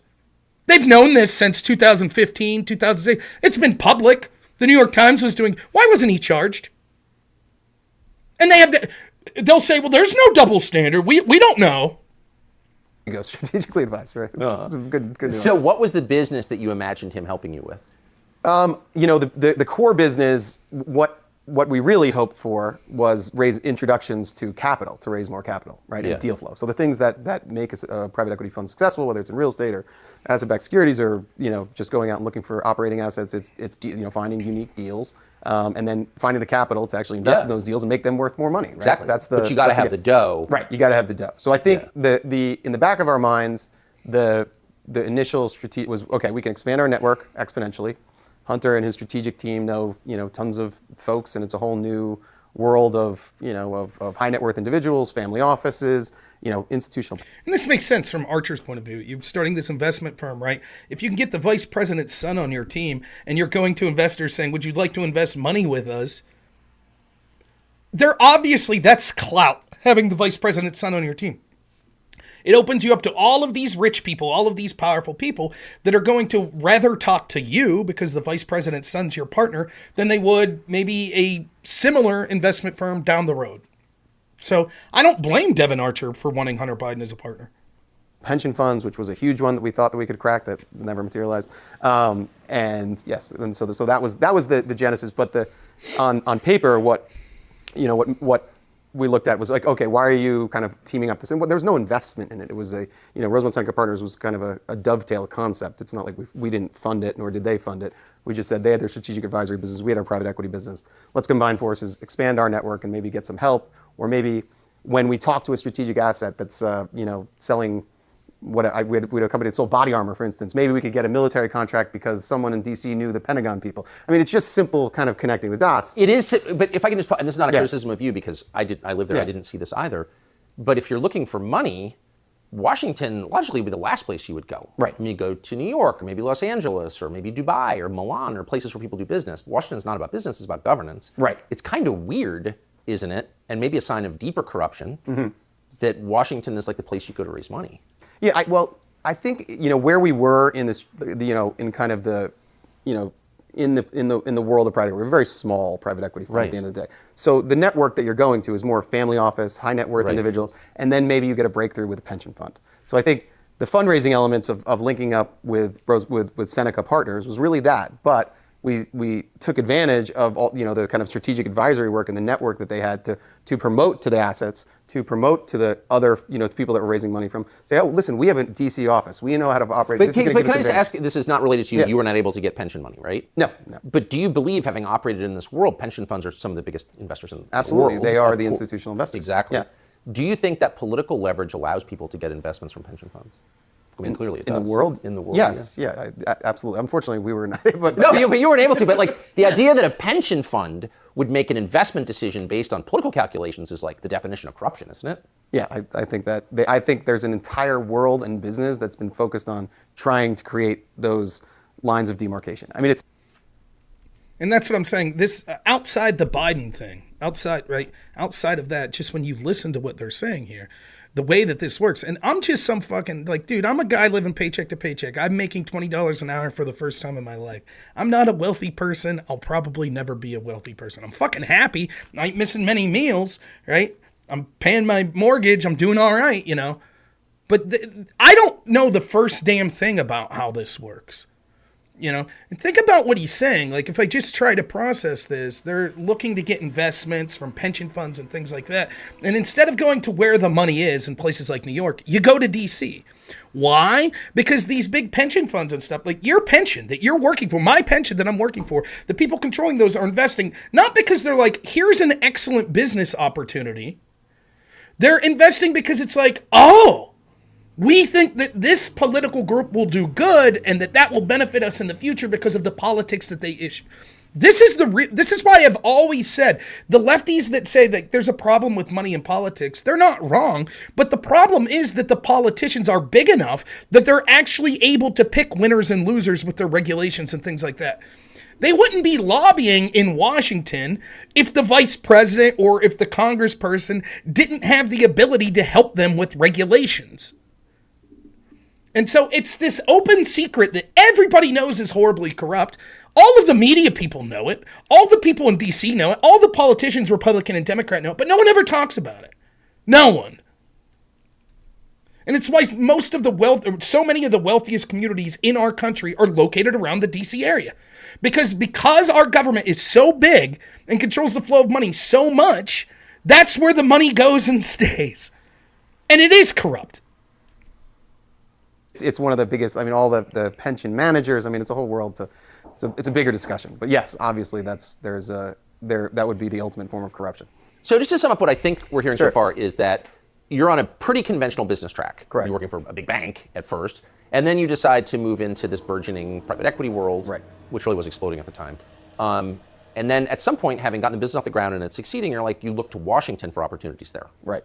And you run into Hunter Biden or are set up with Hunter Biden. Right. I'm set up with Hunter Biden, and again, at that time, it seemed like it was hindsight's 2020, but it seemed like an opportunity to just broaden our network, broaden our competitive advantage on the deal side by having this access or regulatory understanding of DC is how we properly say it, and maybe expanding our and getting lucky with a pension fund introduction or another large family. Maybe there's a political donor that's a $1 billion family office on the West Coast that Hunter has a relationship with. So I thought that was enough reason to kind of not invest in a new company, but just flirt with a joint venture at the end of the day. So, and you're in your early 30s at this point. Yeah, you're trying to early make your 30s. way. Thanks, Dr. Pink Pill. You wind up, though, really with this appreciate deal, it, man. most famously with Burisma. Burisma. Yep. Yes. How did that come about? So the Burisma deal came about initially. The CEO Zolszewski and Vadim. I'm going to abuse the name. I have it here. I've got it right here. Why don't you say it first, and then I can't. I got to put my glasses on. Yeah. So Vadim and Nikolai come through. They're working with they're in the network. Again, you're always expanding your network in raising capital and private equity, and work with this group, Tri-Global Group, which famously also worked with Mayor Giuliani, which was another one of their clients, which we found out later, but it was kind of interesting. They had on their fundraising list Nikolai and Vadim, who were the CEO and the CEO, owner, and corporate secretary of Burisma, and they'd come through New York. Pozharsky. Yeah, there we go. We'll just use Vadim, I think it's Vadim. So they come through New York. I was actually on a business trip in Asia, and they're taken through, and the Tri Global Group says we're working on these things. One of the funds that we're marketing is Rosemont Real Estate Acquisition Fund 1, REEF, and they show it to them, and that's probably I'll probably get the dates wrong, but that's maybe in the early the 2012 range. Okay, so that's the first context. So we've got a placement agent working on Rosemont. They're on commission business with Rosemont Real Estate Acquisition Fund. They meet Vadim and Burisma. I don't know if they'd known each other before, but there's this a mini GARC as we call it, and a mini GARC and Vadim, who's the corporate secretary. They come through. They pitch. They give him the deck. I don't know if they spent any time on it. The deck being the marketing presentation for REEF, and nothing happens. They don't come in as an investor, but Tri Global was successful in identifying some investors for us, not Burisma. Cut to 2014, and I'm in the midst of a trip to Europe, and we're doing a strategic deal with a large bank there, and I get there, late February, early March, and it happens to be the day that Putin invaded Crimea, a peaceful invasion of Crimea, as they say, and so our deal falls through because there's all these. And again, this gets much more interesting to talk about what we're specifically focusing on here. But I just want to point out here, I'm leaving it go because I don't want to, I'll be here all day if I stop every 3 seconds. But I will talk more when we get to more relevant parts. But I find this part to be very interesting because he's trying to close this deal in Ukraine at the exact same time in 2014 that Russia invades Crimea, right? And it kind of like, just imagine being this basically regular dude, like, holy shit, right? It's really an interesting situation, and then how this parlays sort of Zolchevsky sitting down with him. Yeah, let's talk about investment. Hey, by the way, why don't you talk to the president of Poland? And for me, and I could be reading into this, and it's not important to the overall analysis of this, but it seems to me like Devon Archer is just like almost this normal dude. It's like, holy shit, like now like this crazy situation's happening in Ukraine, and I happen to be here, and so my business fell through that I was here on, but now I'm going to meet the president of Poland? What? Like, it just seems kind of crazy, but we'll keep going. Basically it's like this huge paradigm shift, obviously, after Maidan. Yes. And everything changed in Europe, and it became this, there's this new inflection point of Ukraine, and that really started there on those days. So needless to say, our strategic deal with the bank falls through for Rosemont Real Estate Acquisition Fund. So we're quickly pivoting because at the same time we're raising for Rosemont Real Estate Acquisition Fund 2. So I happened to be at a meeting, and Tri Global says, well, are you still trying to raise capital? So would you like to meet with Nikolai Zolchevsky to pitch your wares? I bring the deck to him. We go through the presentation, and he says, interestingly enough, he knows, obviously he's calculating. He had made some moves earlier, which I'll tell you about. Thinking about Ukraine and the former position that he had. So we pitched him the deck. He kind of looks through it, and I remembered he had some like crazy watch with like a, it was like Ulysses started with like an oil thing that was ticking. Like the second hand was like one of those oil wells, cranking like this. Little I know it was a natural gas rig. I mean, again, I just think it's funny. He's like, when he's talking about this shit, he's like, oh yeah, I had this cool watch, or yeah, the hotel was really cool. Like, it doesn't seem like he's some crazy international mastermind criminal. He just seems like a regular guy caught up. But it's neither here nor there. Just, I find it interesting. He seems likable, but neither here nor there. But so it was hard to decipher. Anyway, it was quite an impression. He again, for the second time, kind of ignored the real estate pitch and mentioned in the meeting, he was very polite, but he was obviously not interested in that. Mentioned, he said, President Kwasniewski of Poland has joined my board a couple months ago, and do you mind if he gives you a call? That was kind of like our departure. And I said, yeah, wonderful. Please follow up and write a $100 million check into Rosemont Real Estate Acquisition Fund 2. So we never had another discussion about that. And the next day, maybe 48 hours later, Kwasniewski and Vadim, who's the corporate secretary, who was not at the first meeting, but he was in New York, a couple years back. Kwasniewski calls me, says, you want to come to Warsaw? I want to, tell you about Burisma. And I kind of had a hint, but I didn't have a pure picture. It was the president of Poland. It was the president of Poland, yeah. So it was. So you happen to be over there trying to raise money for a real estate fund. Exactly. I was there for a big strategic closing that got completely blown up by world events. Exactly, by world events. So you're over there to raise money for your real estate fund. Correct. From the guy from Burisma, because he's just a rich guy looking to diversify. They make a ton of money selling natural gas, and they want to invest it. Right. He's not interested in your pitch. And he says, by the way, since you're here, I'd like you to talk to the president of Poland. Yes. Who then calls you. Yes. Yes. It was coordinated by Vadim, but yes, eventually we somehow got connected on WhatsApp. And yes, calls me, invites me to Poland. I was on a plane. I was on a lot flight from, or whatever the airline's called. I think it's LOT, from JFK. Now, just pause here, and this will come up, but why do you think that would occur? Why would Zlochevsky, this Ukrainian oligarch who's been connected to Ukrainian politics and Russian politics, on the eve of, an invasion of Crimea, he's like, yeah, I want to talk to this investment guy. He has no interest in his investment. But it's like, by the way, would you like to talk to the president of Poland that's on my board? Why do you think he would do that? Why would Zlochevsky, what was his interest in Devon Archer? Now, we've heard up until this point, Devon Archer's, he's not an unsuccessful man, but he's not really remarkable in the field of geopolitical strategy or, he didn't even know the natural gas derrick or whatever pump that he was looking at. He didn't know shit about this line of work.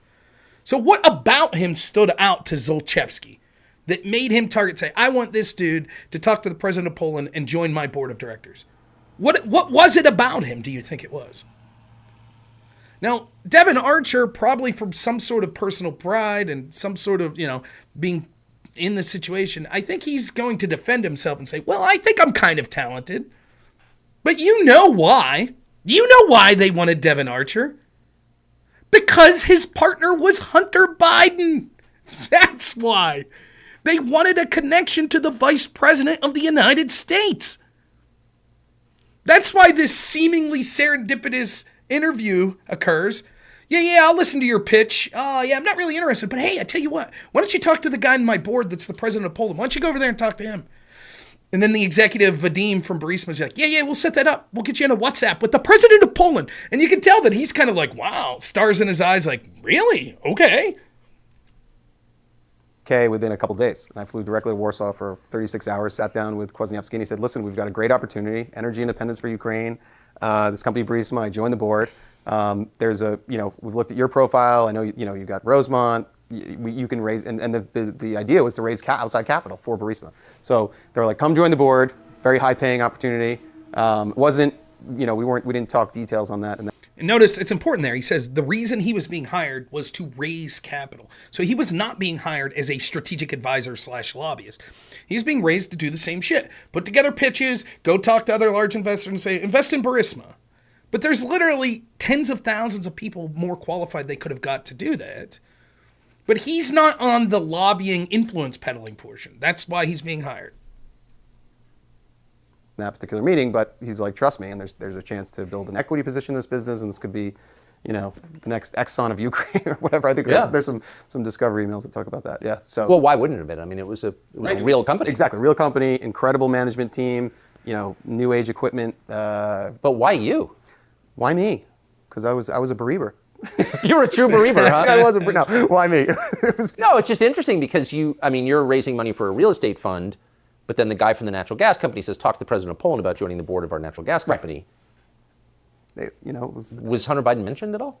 Hunter Biden was not mentioned, though. I mean, I can't deny that they did some research about Rosemont Seneca Partners, but because it just seems like it was not mentioned. It was not mentioned to me. It's a little. I mean, you sound like a very capable business operator.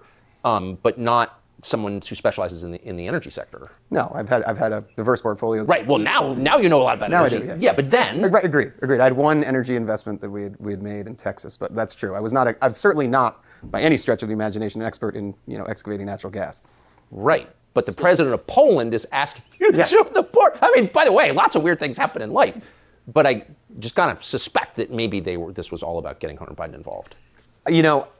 I think that they saw an opportunity to raise gas. I think that they thought that I was close enough to political powers that I don't think that was their initial intention, to be completely honest. I don't think they were like, I was a mark that they identified and then found Hunter. I think it was a little bit more natural than that. And at the end of the day, similar to kind of what happened in my fate, that, be careful what you wish for. Yeah. That's clearly what happened. He admits they did their research. They knew that he was connected to Hunter Biden. That's clearly what happened, And he's not going to say, yeah, I was a mark. I was just a middleman. They're like, here, take your money and shut the fuck up. He's not going to, he's going to be like, well, I think I was doing good. I think I could have done good for them. I think I did do good work for them. that was on the up and up in legal. But yeah, inevitably, the important thing is, oh great, now we have a guy in our board of directors that's partners with the vice president's son. That's what was going on. That's the influence peddling. So how did he get involved? So it was as you go on with the progression of the story. So he's obviously a partner. We're always looking to incent each other and include each other in each of our opportunities. And what happened was I came back. I joined the board, or I started the process of joining the board. I did join the board. I think I was on the board in March of that year of 2014. Was probably my first month there. And then I came back, and Hunter was of counsel. And so what I did is I brought him on board, as counsel to legally represent the company and help them, and basically have a firm in DC that would look out for their best interests, or kind of their any kind of geopolitical. I'm sorry, I'm calling bullshit on just this one thing. Okay, so this is a city filled with law firms, yes. Where every but Hunter was my partner. I know. Just saying, like, this is a city where the number one job for a college-educated Caucasian man is lawyer at a firm. Right, exactly. Right, and a lot of those firms deal with Yes. foreign transactions Yes. and business and whatever. Hunter Biden doesn't have actually like a meaningful history as a practicing attorney. I mean, He's been in the kind of lobbying world. So I mean, that's an influence play, right? There. Yeah, well, yeah, I think the firm that he's with counsel. And that's what, if you're Burisma and you need a good law firm in the United States to represent your legal interests, why the fuck are you picking Hunter Biden? For one reason, lobbying. Because of his connections. It's not because of his expertise as a adjudicator, right? And that's what he's getting at. Was prominent and had a large business in lobbying. So I think Right. I think it made sense, and it was also incenting a business partner of ours, and it was a business partner of mine. I think it was Yeah. Yeah, and from Devon Archer's perspective, it totally makes sense. Hey, I just got this huge business opportunity that fell in my lap. Can I bring my buddy along? Sure. Like, of course, if you're Devon Archer, you would rather your partner be getting money than some other random law firm. So I get it from Archer's perspective. But from the perspective of Burisma, why would they prefer the lawyer of Hunter Biden if it wasn't for his influence? It made all the logic in the world, and I think if it stayed like that, it would have been, a little History would have been very different. History would have been So how did different. he wind up on the board of Burisma? So what happened was we quickly developed. There was a team from Burisma that came into DC, did some meetings. There was a kind of a lead practitioner on the law side that was brought in to be like the. Hunter was a relationship manager, and then there was like a lead for what things that needed to be done. We need to lobby Is for this or relationship that. manager is like a business card title? It's generally like of counsel at these law firms. It's to make introductions. Yeah, of course. I just love that want one of phrase. those. I should have gone to law school. I aspire to be that. No, it's good big if you can get it. I mean, and what they're joking about here is it's all lobbying. That was his job.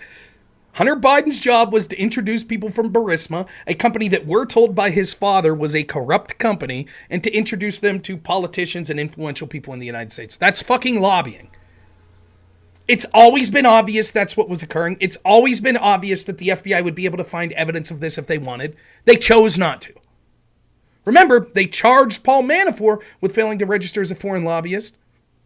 Why is this guy doing an interview? What's his motive? Well, he's doing an interview to get his story out there. He's going to prison soon, right? So he's trying to get his story out there, right? To basically seem as if, look, I'm not this evil mastermind conspiracy, committer that did all this shit on my own. I was just part of a cog and swept up in this big thing. And his story's being buried. He's being painted as the one bad guy, the scapegoat. And he's getting death threats and things like that. And so he wants to come out and be as public as possible, is my understanding of why he's doing this. Anyway, so no, this is a natural progression. So a month or two goes by. We're at an economic conference in Italy, Lake Como, which was nice. Beautiful Or hotel. if I can say, as your friend Vadim calls it in a letter I want to ask about in a minute that we got, it was May of 2014. Following our talks during the visit to the Como Lake. Yes, the Como Lake. Exactly, Lake Como. Absolutely, it was gorgeous. Thanks for gorgeous the weather, cheer. and it was May. I really appreciate of 2014. And so, that trip at DC, Vadim had been on that trip. I forget if there was other executives there, meeting at the law firm in the conference center, or large conference room, and got a lot done, and it seemed to be off to a good start. They visited us, Vadim and Nikolai visited us at the Villa d'Este at this economic conference. And Hunter was of the relationship manager at the time of council, and they kind of struck up a conversation, and Kwasniewski was not there but on WhatsApp and kind of in the conversation, and I think similar to as opposed to like me being a mark in an orchestrated effort to get Hunter on board, I think they all of a sudden saw the relationship that I brought by doing this, and thought, wait, we can go a step further. We got the president of Poland, we've got this a couple of finance guys on the board, we've got a couple of Ukrainians and Cypriots for regulatory reasons in those in those domiciles, and we can get the son of the vice president on the board. And they saw that opportunity and they made the offer. And I think at the meeting in Lake Como. At the meeting in Lake. Yes, that's I was not at that meeting, but it was. So it's May of 2014. Hunter Biden joins the board of directors, and they got the president of Poland, the vice president of the United States' son, and some other people. And the reason is, remember, they're being accused of being corrupt. Now all of a sudden they're getting all these powerful, political connected people around the world. How's it going to work out for them? Well, we'll see. A meeting that was done in a sidebar and the idea came back, and I think a month later it was. So what's so interesting, so here's this letter that I referred to at the Como Lake. It's May 12th, 2014, 8:29 a.m., and this is from Vadim Pozharsky to you and Hunter, and he goes on, and it's kind of complicated about what he's talking about corruption in Ukraine. But he gets here, he says, we urgently need your advice on how you could use your influence to convey a message, signal, etc., to stop what we consider to be politically motivated actions, etc. And that's from Vadim. So they figured it out right away. Absolutely, yes. The term signal in every other kind of market. So May 2014, they're sending emails to Devon Archer and Hunter Biden saying, we need you basically to lobby to stop the prosecutions of us. That's in May of 2014. Which everyone knows that's why Hunter Biden would have been there. Or theater, or whatever you want to describe. It's like a pretty, it's a well-used term. So signal, like the U.S. doesn't use it, but it's a very common term to send signals between government and business, because government can always shut you down. It's almost like the shakedown kind of. I try to equate it to something, but you always want to be sending positive signals from that regulatory body, i.e. the government, to the business that you're not going to be shut down. Right. And so I think they're using in common term to them and sending back here to us and say, like, oh, I hope we're protected, kind of thing. That's the term signal. Well, you just flat out says it. Exactly. We urgently need your advice on how you can use your influence. Right. Right. So, and that's all kind of, again, just for context, it's pretty conventional. Yeah. I mean, I think that's what lobbying firms are for. Yes. But then comes the question of General Shokan, the prosecutor. Right. Tell us that. Now we get into the meat and potatoes. Now, remember, the defense, I just have to go back to this, and I'll bring myself up in full screen. Remember, I've been debating this for years. The story has always been bullshit. The story has been that it was okay for Joe Biden to issue a quid pro quo using your tax dollars to force the firing of a prosecutor looking into a company that his son was on the board of directors in, because actually that prosecutor wasn't investigating. There were no investigations active. So it was okay, right? The testimony of Devon Archer says that on December 4th, 2015, actually, Zlochevsky says, I feel pressure from these Ukrainian investigations. Can you call your father to help deal with it? We then know in a few short days what would happen would be that Joe Biden would get on an airplane, go to Ukraine, issue the quid pro quo, force the firing of Shokin, which ultimately results in Burisma staying open for a couple more years as the investigation is buried. And yet Joe Biden and all the people that supposedly were upset that Burisma wasn't being investigated have nothing more to say about it. The investigation gets buried. They're perfectly happy with it. The story was always bullshit. Now we have testimony from Devon Archer where he says this phone call happened. That would seem to suggest, oh, well, if Zlochevsky thinks in December 4th, 2015 that there's pressure from Ukrainian investigations, clearly he thought the investigation was active. And so the way that they have pivoted, the Democrats have pivoted, says, yes. But he also said that he was told by people in D.C., not Zlochevsky, not Hunter Biden, but was told by these other people that actually Shokin was helping Burisma. So it was okay to fire them. And so this is the crux, the most important parts, I feel, of the interview. So let's get back to it. Seems to me, that's when it gets heavy. Right. Okay. So what was that? So Shokin was and I'm gonna get the dates wrong, but Shokin was he was the prosecutor, the head prosecutor in Ukraine, and he was taking a close look at Burisma. So maybe not so different from an attorney general. Right. And but he was taking but much more case active, I think. Right. The Attorney General is more of like a manager of Right. people that handle cases, and they have their independence. This this guy's the law. He's like the law, yeah. So the buck stops with him. Hence, the signals are more important in Yes. countries outside the United States. So Shokin is taking a close look at Burisma. Now, wait a minute. I was told specifically by Sitch and by other people in Pisco that actually Shokin wasn't looking. Shokin wasn't looking at Burisma. In fact, Sitch said that from the transcript of Devon Archer's testimony, he claimed that Archer testified that the pressure wasn't coming from Shokin. Here's Archer directly telling you, directly in his own words, that Shokin was a sort of on-the-ground type guy, not like an attorney general that was managing the cases. He was more hands-on, and he was taking a close look at Burisma. That's in his own words. That's in Devon Archer's own words. That completely blows the narrative of the defense of Joe Biden's quid pro quo that we've heard for 4+ years out of the water. The narrative was Shokin was never looking into them. That's not what Devon Archer is saying. Shall I repeat it? Shall I play it back for you? Just so those left, remember, we're at 34 minutes. So clip this. We're starting at around 34 minutes. The defense from the left has been, and from the Democrats and the establishment bootlickers has been, the quid pro quo of Joe Biden was okay because Victor Shokin was not actually looking into Burisma. So it was okay to force his firing. Let's see what Devon Archer says. He was taking a close look at Burisma. So maybe not so different from an attorney general. Right. But he was taking, but much more case active, I think. Right. The Attorney General is more of like a manager of Right. people that handle cases, and they have their independence. This guy's the law. He's like the law, yeah. So the buck stops with him. Hence, the signals are more important in Yes. countries outside the United States. So Shokin is taking a close look at Burisma. That's it. That's their entire defense out the window. Have you heard one of these people say, oh shit, yeah, I was wrong. Rob was right. The people that pointed out that this was clear case of, dude, you forced the firing of a prosecutor looking at your son's company and then the investigation went away. They were right all along and I was wrong. Have you heard any of that? Is the media covering it today? Instead, those people that I've debated personally, and I've done so many, many times over the past 3 years, they're out there saying, haha, we win. Rob was wrong. The testimony proves he was wrong. Now he'll pivot. My story's been the same the entire time. The central defense that they've had is completely disputed. Unless they want to argue, which they didn't. When they thought Devon Archer's testimony was helping him, they didn't say, oh, we find him to be untrustworthy. That's the only plausible defense they could have at this point. Devon Archer's lying. Or he misinterpreted. That's it. That's the only defense that they have. There were allegations that some of the deposits or some of the reserves were not, authentically acquired or whatever it may be. Yes. And so those were I think that was the genesis of the complaints. And there were always Thanks, Ross. being in Ukraine and being in that part of the world, there was always kind of challenges that they were facing.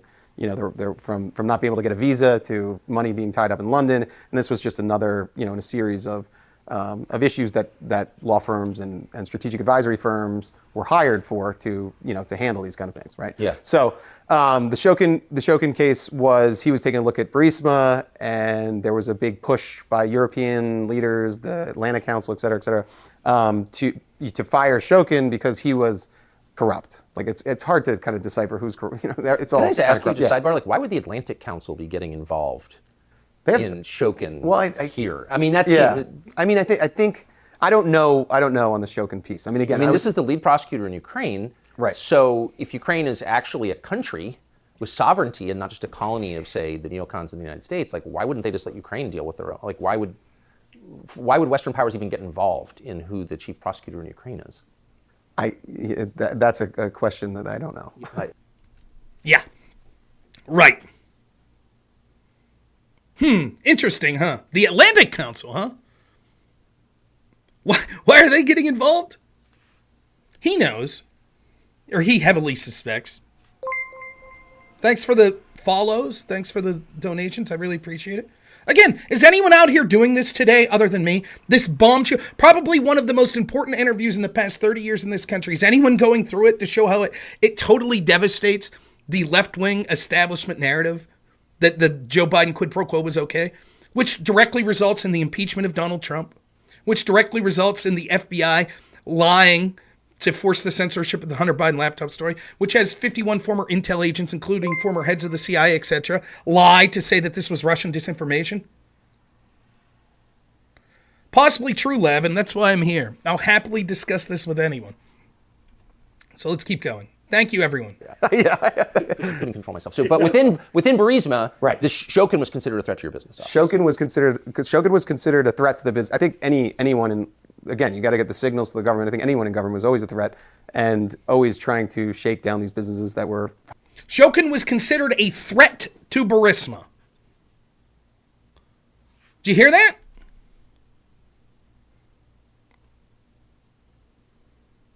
Anyone in, again, you got to get the signals to the government. I think anyone in government was always a threat and always trying to shake down these businesses that were highly successful and enriching the owners and the staff and the board and whatever. And so at the end of the day, Shokin was taking a look, and again, if I wasn't involved in Shokin or any of this, but he was a threat. He ended up seizing assets of Nikolai, a house, some cars, a couple properties, and Nikolai actually never went back to Ukraine after Shokin seized all of his assets. Wait a minute. I was told that was just, remember that? How long have I talked about Shokin freezing the assets? And that proves that there was an active investigation. And the left said, oh no, that was purely ceremonial. That was nothing. That was nothing. The freezing of the asset was nothing. Well, here's Devon Archer saying Zlochevsky was pretty worried about it. In fact, he fled the country as a result. But wait a minute. I was told the freezing of the assets was nothing.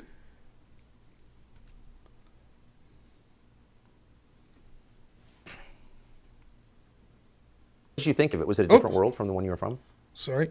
And so when how does that? Did you ever? Hunter spoke to his dad about narrative.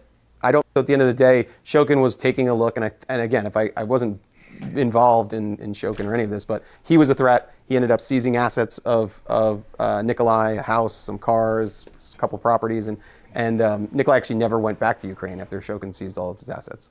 And the case was. I don't know who on the left's paid to shill for this shit. I'll tell you this, I ain't getting shit for money. I do this because I enjoy it, because I think that it's important stories. I get almost no traction. I've been covering this stuff. I think debating it as good as anyone in the country for the past 3-4 years. I think I'm much better than almost every single establishment Republican person. I thought that my defense of Trump in his first impeachment, which the defense that I was screaming to the top of my lungs was, if there was reason to suspect corruption, then Trump was totally legitimate to demand an investigation. When talking to Zelensky, I thought that the Republicans should have made that case far better, and they didn't. And yet I get almost no traction. And I accept that. I don't think I deserve to be like the most watched person in the world or anything, but I'm just making the point. It's not that I'm better connected. It's not that I'm smarter. It's that most of these people, particularly at the high-level Republicans, they don't give a shit. They're more than happy for the corrupt double standard. They don't want this shit investigated because they're implicated in their shady business dealings and lobbying that they're doing in a bunch of places as well. So many people are involved in this shit that it's going to take an outsider or outsiders that have no benefit whatsoever to say, what the fuck is happening here? That's how I'm able to be on top of these stories over and over again. Obviously, it's all out there. The case was that Shokin, there was all this pressure to fire Shokin from this, the larger community, and then he was fired, and then somehow Burisma was let off the hook.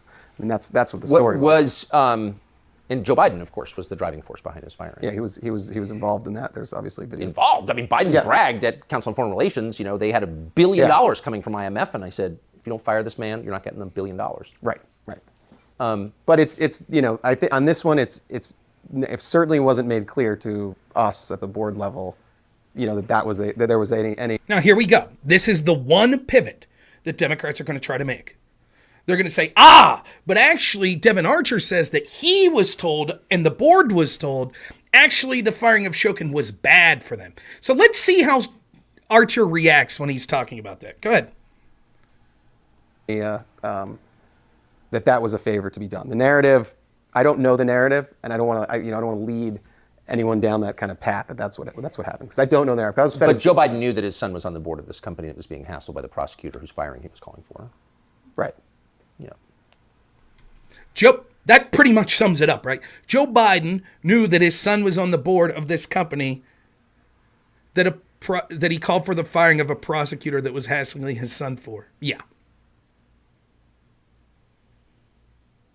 Yeah.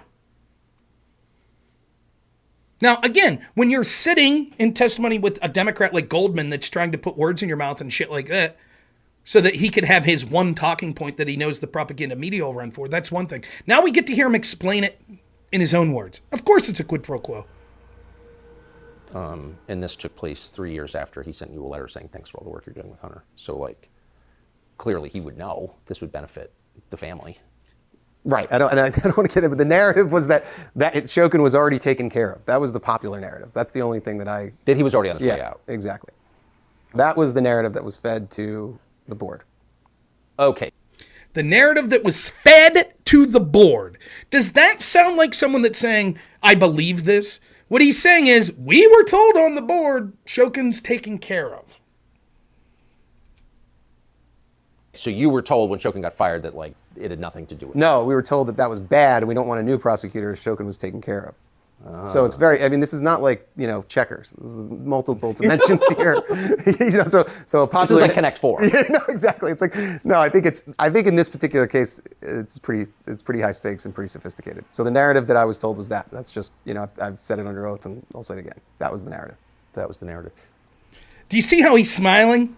He's saying it wasn't checkers, it was chess. What he's saying is the narrative was they're telling the board, oh no, this is actually bad for us. Shokin was good for us. This is bad. And he's just kind of smiling like, yeah, the narrative we were told, they were playing chess. The narrative we were told was this was bad for us. What he's saying is, all I could do is tell you what I was told. I had to say it under oath. That's what I'm saying. That was the narrative that was told. He's saying that he knows it was bullshit. He now knows that that's bullshit. That's what he's saying. It's obvious. Were you aware, do you have knowledge that Hunter spoke to his dad about Burisma? Do I have knowledge? Yes. Do you know that Hunter spoke to his dad about Burisma? Did you ever see them talk about it, hear them talk about it? No, I don't have knowledge of that, though I'd assume it. You would assume it. Right, I would assume it in a general sense of travel and that kind of thing. But on, like I've told a lot of people in the past, there was not business content conversations. It was the idea of signals and influence. The prize is enough in speaking or hearing or knowing that you have that proximity to power. No one is so unsophisticated that's been in politics for 50 years that Hunter is going to talk about.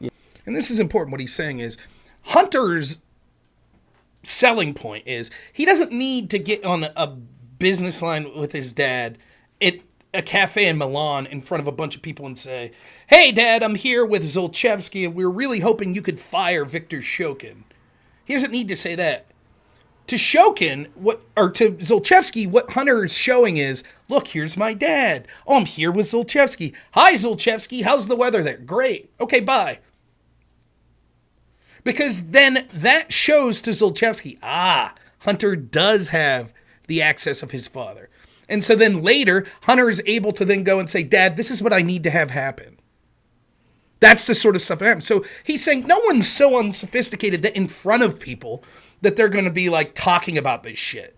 The prize is, oh, you got the vice president on the phone? Damn. Because then they know that they don't have to talk to the vice president. They know that the guy they've hired, in this case, Hunter Biden, the vice president's son, will be able to talk to him. So when they're sending emails saying, we need you to exert your influence. Well, how do you know if they can or not? Well, because he just put his dad on speakerphone at the cafe. The last quarter's, how many billion cubic meters of gas we pumped out of the ground. Right. So it's just, I think a lot of the narrative gets caught up on, over speculation of these conspiracy theories that are just not true. I think that's not the way it actually works. It just doesn't work like that. So it's enough to be sitting at a meal at Lake Como with your new Ukrainian friends, and your dad happens to call. Let's put him on speaker. That would be that's. I think that's enough. That's the second most powerful man in the world. It's just how the world works.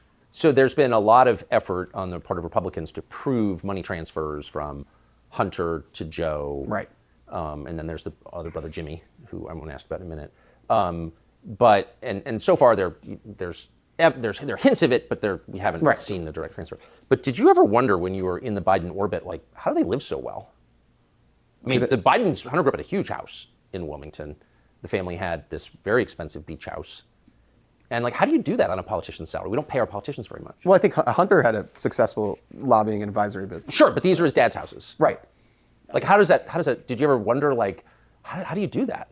Well, at that question, I really only was under the kind of tenure at the Naval Observatory, so I knew the government was paying. We were paying for it. Yeah. No, of course, but like they had these other houses. Yeah, I was at Bo's house, I was at Hunter's house, but those were the houses. So that was not something that I often thought about. Put it that way. Okay, it's just interesting because you're coming from a non-political world on Long Yeah. Island, middle-class world. And you wind up in, in all these high flyers. Yeah, right. I mean, and some of them, but don't have business jobs. They have political jobs, but they're living really, really well. Yeah, I thought the cost of living was lower and what. I don't. It is pretty remarkable. It's pretty beautiful, weird, right? Suburban place to live. And yeah, I mean, I think the money that's thrown around DC is significant. I mean, as far as lobbying contracts and legal contracts and all of the the bills that go out, and I mean, there's money flow. I mean, it certainly is. But it sticks to the people who live there. Like the money's Right. supposed to go out to the whole continent. Right. Yeah, that's a bigger discussion. Doesn't? Interesting. So when Biden called for Shokin to be fired, Right. very publicly, and then got it done, like, bam. Right. What did you think? Again, the narrative. They've tried to beat this into my head a million times because it does work on paper. They tried to beat it into my head a million times. You get that? What he's saying is he knows that they just kept telling him and the rest of the board, oh, this is bad for us. This guy got fired. It's bad for us. That's what he's saying. They intentionally beat this into our head. As far as the the logical steps, but we were told that Shokin had already been taken care, that he was under control, and that this is going to be a whole big problem for Burisma now. It's a huge problem. Because I mean, I don't know that the guy was going to shut our business down and just got fired. Oh no! It's just what it was kind of pounded into our heads. Obviously, as I look back in the rear view, it doesn't paper as well, but it it looks like there was something. I'm asking you because you. Do you hear that? Obviously, when I look back in review, it doesn't paper as well. Now, this is the only part of the interview that I would, I think Tucker should have spent more time on. I would have liked him to just clearly focus on this point a little more because it is the most important part of the interview. But it is clear what he is saying here is, look, they knew that it looked bad, so they beat it into our heads. Oh, no. Shokin, this guy that was looking into you, him getting fired is going to be bad because the new prosecutor will be worse. And then he kind of laughs about it and he's like, yeah, obviously looking it back, it doesn't really make sense. Because he knows what ended up happening was the investigation was buried when the new prosecutor came in. That's it.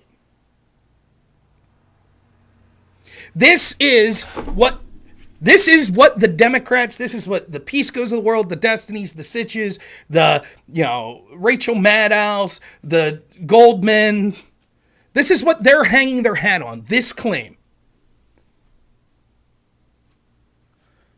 This was obviously, and you could tell what he's saying, the narrative that was constantly beat into our head was, this is bad for us. Not by Zlochevsky. When he's sitting there with Zlochevsky and Hunter Biden, Zlochevsky's like, shit. The Ukrainian government's investigating me. I need you to call your dad and do something about it. Okay. And then when the guy gets fired, they're like, oh, well, actually, he was never, they tell the board, oh, nothing to see here. Actually, that's bad for us. Oh. Does anyone disagree? Is anyone willing to argue with me on this point? I'd be more than happy to talk. Is there any possible other explanation of what Devon Archer's saying here? Let's go back. Look back in the rear view. The guy was going to huge problem because it was under control, but it does work on paper. Bam. Right. What did you think? Again, the narrative. They've tried to beat this into my head a million times because it does work on paper as far as the the logical steps. But we were told that Shokin had already been taken care, that he was under control, and that this is going to be a whole big problem for Burisma now. It's a huge problem because I mean, I don't know that the guy was going to shut our business down and just got fired. Oh no! It's just what it was kind of pounded into our heads. Obviously, as I look back in the rear view, it doesn't paper as well, but it it looks like there was something. I'm asking you because you said it. Thanks, Parker Dad. I really appreciate that. That's it. Now, I'll tell you right now, I'm going to be debating Pisco and Sitch and people on Twitter and arguing with people on Twitter, and this is going to be what they're saying. Oh, but Devon Archer didn't say that he didn't believe that. He didn't say that in the Tucker interview. He didn't quite say that. All we know is he was told. Why would these people at Blue Star Strategy that were lobbyists, why would they lie to Devon Archer? Why would... It's obvious that they thought Shokin was helping them. It is clear what Devon Archer's saying here. He's saying they tried to beat this in our head because on paper, it had to look good. They couldn't go to the board and say, thank God that Biden used his dad's influence, Hunter used his dad's influence to force the firing of that prosecutor that was looking into us. Thank God. Now we're going to be doing okay. They couldn't do that because all of these people that are on the board like Hunter Biden, at any point in the future, if they tell someone that, I was specifically told by lobbyists working for Blue Star that this was good. This is exactly what we wanted. That's going to look real fucking bad for Joe Biden and Hunter Biden and Burisma. It's going to look bad for the whole company. So of course that's what they're telling the board of directors. But it's obviously not true. One, because you could see with Devon's reaction, he's like, yeah, they tried to beat this narrative in our head, and looking back on it, it doesn't paper as well because he knows the investigation was shut down. But second, it doesn't make sense anyways, because if that was the case, why in God's name on December 4th, 2015, if Zlochevsky was paying off Shokin and paying off the officials in the Ukrainian government that were investigating him, why would he be lamenting that he needed Hunter Biden to talk to his dad because of pressure coming at him from the Ukrainian government? If he's paid off the lead investigator, what pressure is there? Thanks, Parker Dad. I do. I really appreciate the kind words. So let's get through the rest of this. At the outset, well, first of all, that you liked Hunter. Absolutely. Who was very likable, I can attest personally, a very likable guy. Absolutely. But that you thought it was, useful. He knows his way around Washington. His dad's vice president of the United States. All stuff. It's all good. But that there was the Icarus problem. Right. That if you use those contexts too much, maybe it hurts you. Maybe Absolutely. you get burned by it. Did you feel that when Shokin got fired, ooh, maybe this is a little close to the sun here? No, on that one, I just was kind of listen. I was believing the narrative because we were in where I felt the Icarus was when he got right when. Now remember, the other thing about the narrative, and this is something that Pisco tried to push back on me about, was why would they keep Devon Archer in the dark? Well, as I told you earlier, he talked about the reason that he thought that he was being hired was he was the investment guy. He wasn't the lobbyist guy. So think about it. Say that you have a business and you have multiple parts, right? And one of your parts is trying to reach out to investors to get capital, right? So you hire people to do that. And on the other hand, you're doing shady shit. You're lobbying to the United States government to force the firing of prosecutors. Do you want your investment people knowing what your lobbying people are doing? Similarly, if your investment people are breaking the law, are you going to tell your people in other departments, oh, by the way, we're breaking the law over here? Of course not. And if you know that a major news story is going to come out that will raise eyebrows, you would be protecting your ass. You'd be telling the rest of the people in your departments, oh, no, that's actually, here's the explanation for that. That way, when they get a call from the New York Times, they say, oh, this is what we were told. That's clearly what's going on. So when he says, look, I was just believing the narrative, he doesn't know all the lobbying efforts. He's like, I knew that there was pressure. He's basically like everyone in the, I know that Shokin was the lead man. He was investigating. He was pressuring. I know that, right? But when he gets fired, Tucker's like, were you freaked out? Because you knew that Hunter had called his dad and then it was his dad that forced his firing. He's like, no, I just believed the narrative they told me. At the time, I was like, oh, okay, no big deal. He's busy working on the investment shit. So when he's saying Icarus moment, what they're talking about is the story of Icarus flying too close to the sun. He's like, is that when you knew, oh shit, I'm going to be in trouble? And now he'll explain when he knew that. He announced, we were in Doha. As one is, running around with some of the royal family at another conference. And, part of the benefits of actually doing the Rosemont-Seneca partnership, you're getting access in these meetings. Anyway, long story short, we're in Doha and they release some picture on the website that Hunter had joined the board. And that was that was like the tipping point where Icarus had arrived a little too close to the sun. Yeah. And the rest, and the rest of my story has, been a... And he's saying he knew even before Shokin's firing, once he saw that Hunter was appointed to the board, he was like, oh shit. Because he knows how bad it looks. slowed downward. Yeah, the trajectory changed at that It was point. like this, exactly. That was the Icarus moment.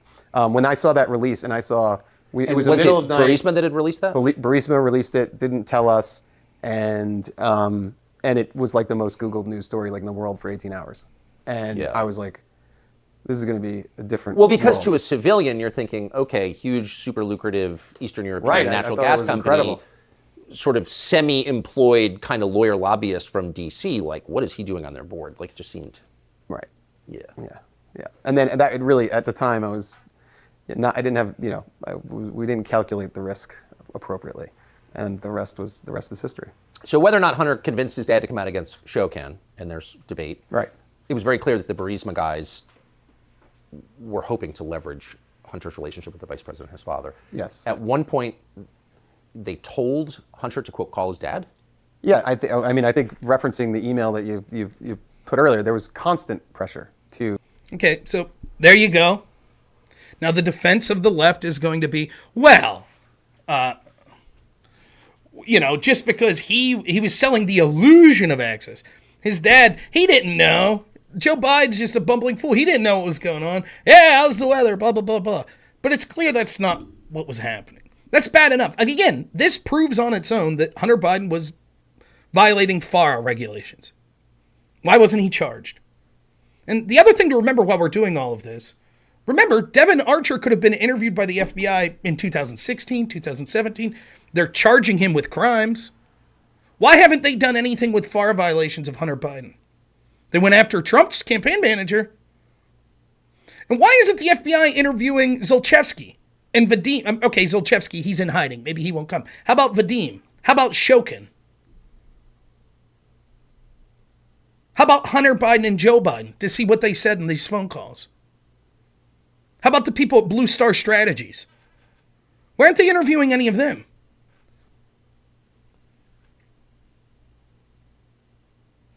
I don't think Destiny's getting paid to be wrong on these stories. I think that he's just so many people can't admit that the system is corrupt and benefiting the people that they root for. They can't admit that. Orange Man bad, that's crucial to them. So they can't admit that the system's been insanely corrupt. They can't. Once you start digging that hole, instead of saying, I'm sorry, it's just like, you can't be like, yeah, I was for the impeachment of Trump and I was, pounding my fist about it. And now it turns out, oh shit, he shouldn't have been impeached. In fact, he was impeached by the very people that were trying to cover up so that he didn't investigate them. So you just keep digging the hole. To send signals, to leverage all of his dad included, but the Biden brand, all of the DC insider and relationships to help Burisma survive.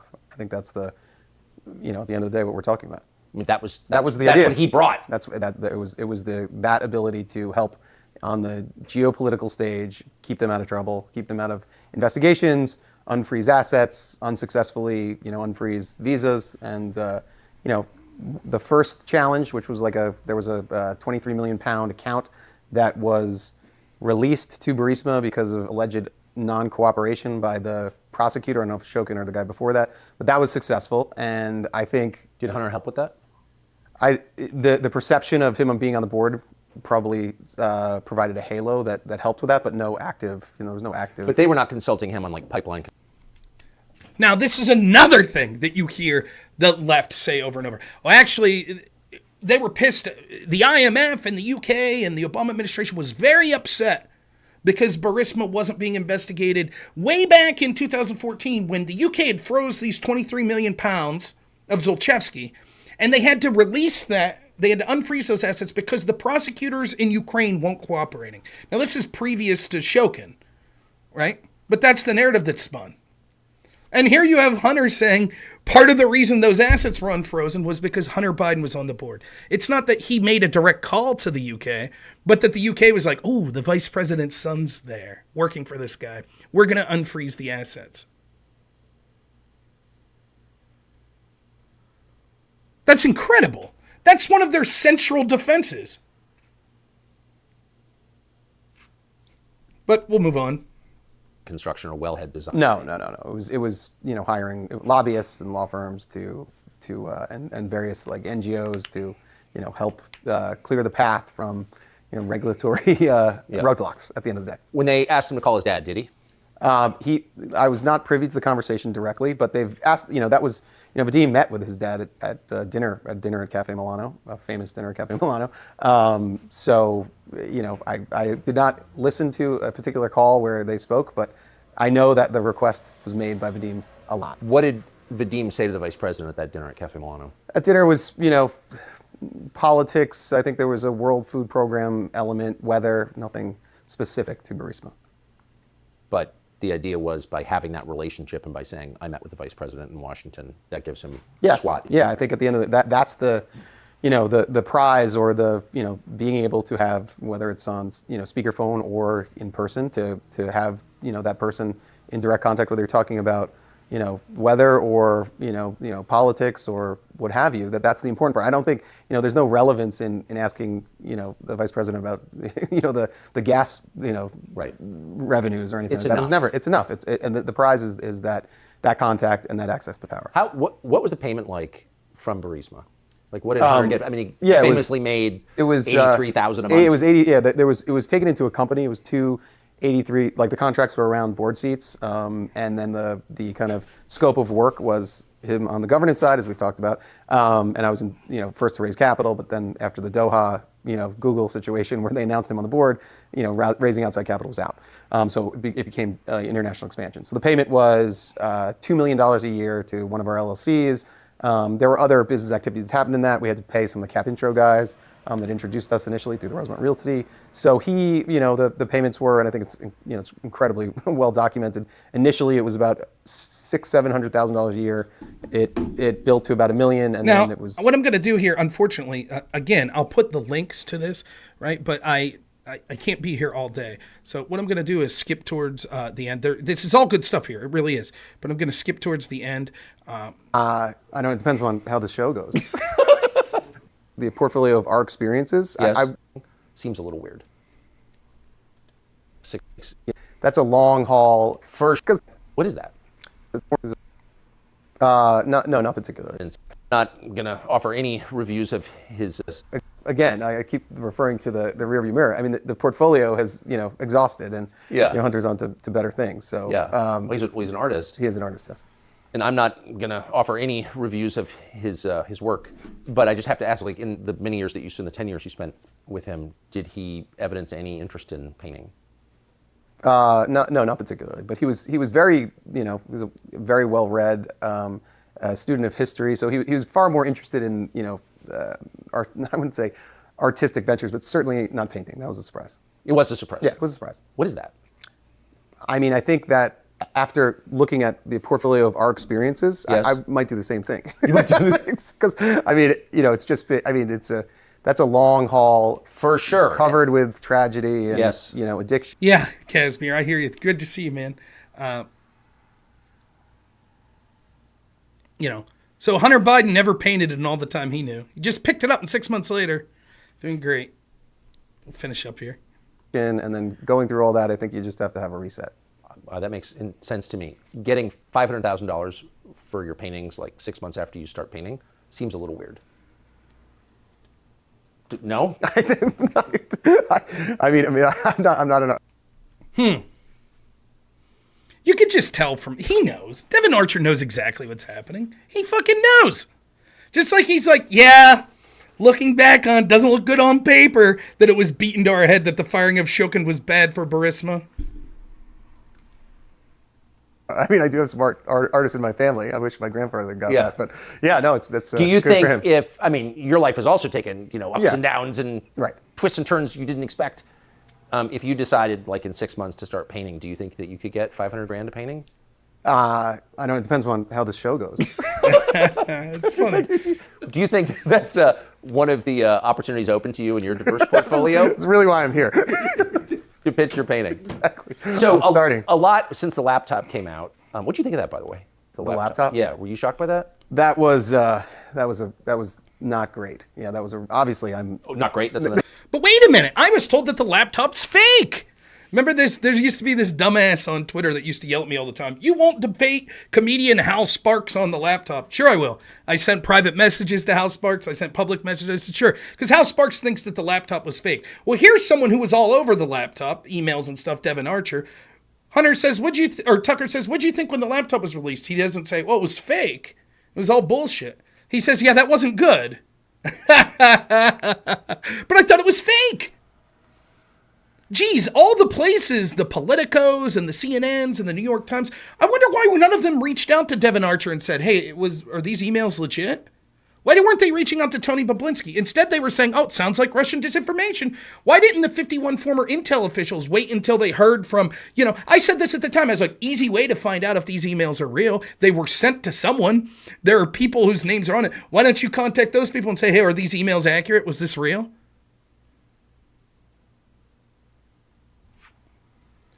Chris Manero, please stop spamming. Thanks so much.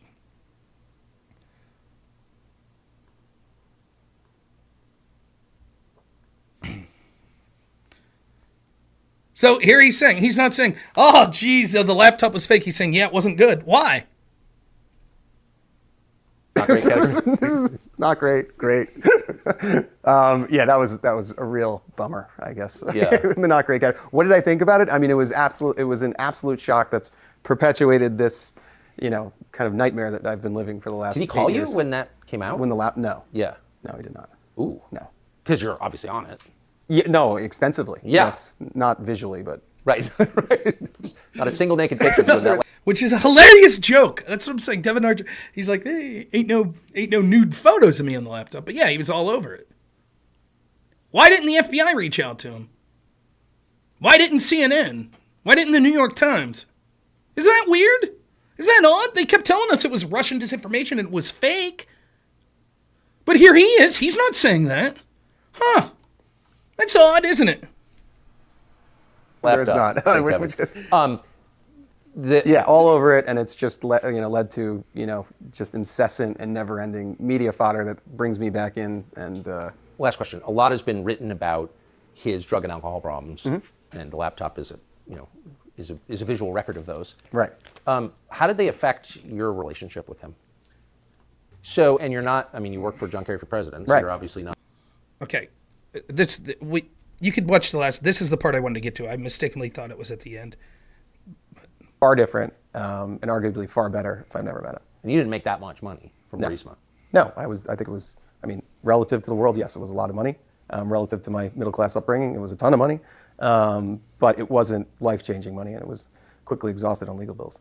Yeah. So what's interesting in this conversation is you're very sympathetic to Hunter Biden, the person. Like, you like him. You still say you like him. Absolutely. His children. I mean, I've been to their lacrosse games. Yeah. It's a good family, and they, they've got a great relationship, father and son. Speak every day. I witnessed that for 10 years. So, and you're not. I mean, you work for John Kerry for president. So right. You're obviously not right. a partisan. I was a volunteer. Yeah, but you're not a partisan actor. I think it's fair to say you're not grinding political axe. Absolutely not. Here. How have you been treated by well, you obviously are a Democrat, or were a Democrat most of your life anyway. Well, I was never a registered Democrat. I was registered independent, but just for the record. But I have been treated by, the treatment seems to be the treatment of just getting out ahead of this and speaking the truth and just retelling my story. That a lot of people seem to be interested. A lot of the negativity seems to come anonymously. Obviously there's murmurs of different folks saying different things, but the threats and stuff like that seem to come from whether they're AI bots or people in a basement in Cleveland. Not to pick on Cleveland, but it might be. I don't know. I don't know. I can't kind of pinpoint it, but it is definitely a bit of a scary time. The reaction to what you've said in public, to what you said to the committee on the Hill, and doubtless to what you've been telling us in this interview, is that there's no corruption here at all. This is totally normal. Joe Biden had no role whatsoever in his son's business or knowledge of it. But right. That seems false. Yeah, I think that's categorically false. I think that he was aware of. Huh. So the Democrat spin that Joe Biden wasn't aware of the business and he didn't have anything to do with it, that's being spun, what do you think of that? He says it's categorically false. Categorically false, the spin that Democrats are putting from his testimony. Categorically false.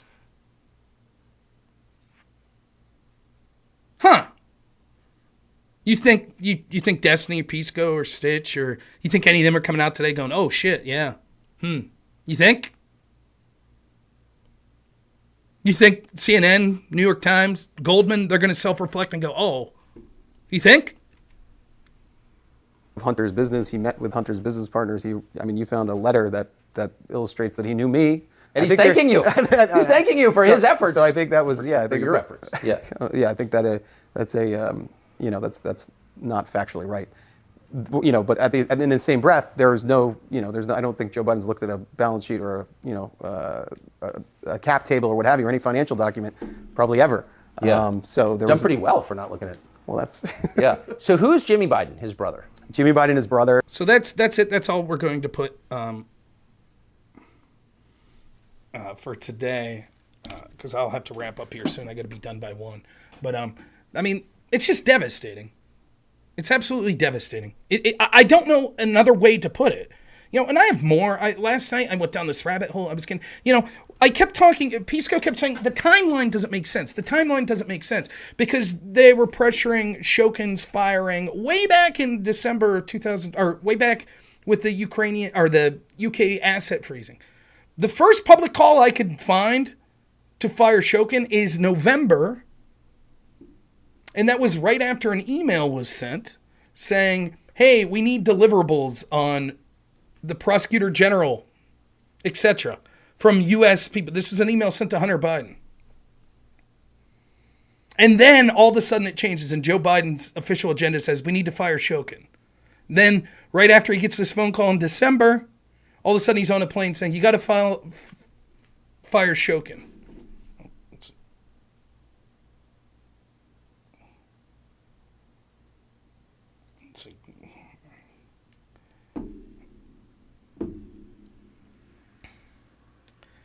That's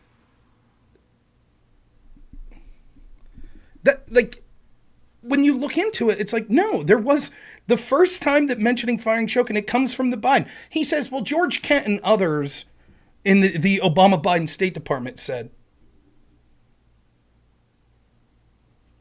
internally in early fall that they wanted Shokin fired. None of this makes sense. None of it.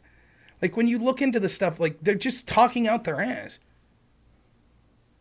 He keeps saying, why would it have been in 2004, before Shokin was even there, that the UK and the IMF and the Obama Biden State Department, why would they have been upset that Zlochevsky wasn't being investigated? I give a litany of possible reasons. One, maybe they were worried that the investigation actually was occurring and they wanted it to stop, but they're not going to publicly say that, so they say the opposite. Get rid of these prosecutors. They're doing terrible. That way it could get to prosecutors that they could trust will bury the investigation. That could be number one. Number two could be that they legitimately thought that these prosecutors weren't doing anything. But then once Joe Biden found out that Shokin was doing something, he was like, oh shit, it's going to implicate my son. So now I'm going to put this pressure on. And that's why he did it. And the rest of the world just followed suit and said, oh, well, now that prosecutor's done, it's all good. Even though the investigation was buried. It could be, given this testimony of Devon Archer, it could literally be, he said that Hunter Biden being on the board was part of the reason that the assets were unfrozen from the UK. So it could be that if you're the UK and you unfreeze these assets in part because the vice president's son works for the company, are you going to come out and admit that? And people might say, well, wait a minute, I thought that guy was corrupt. Why'd you unfreeze that assets? You're not going to say, well, we dropped the ball. Or we did it because Joe Biden's son. You're going to blame someone, so you're going to be like, we blame Ukraine. They did it. It was their prosecutors.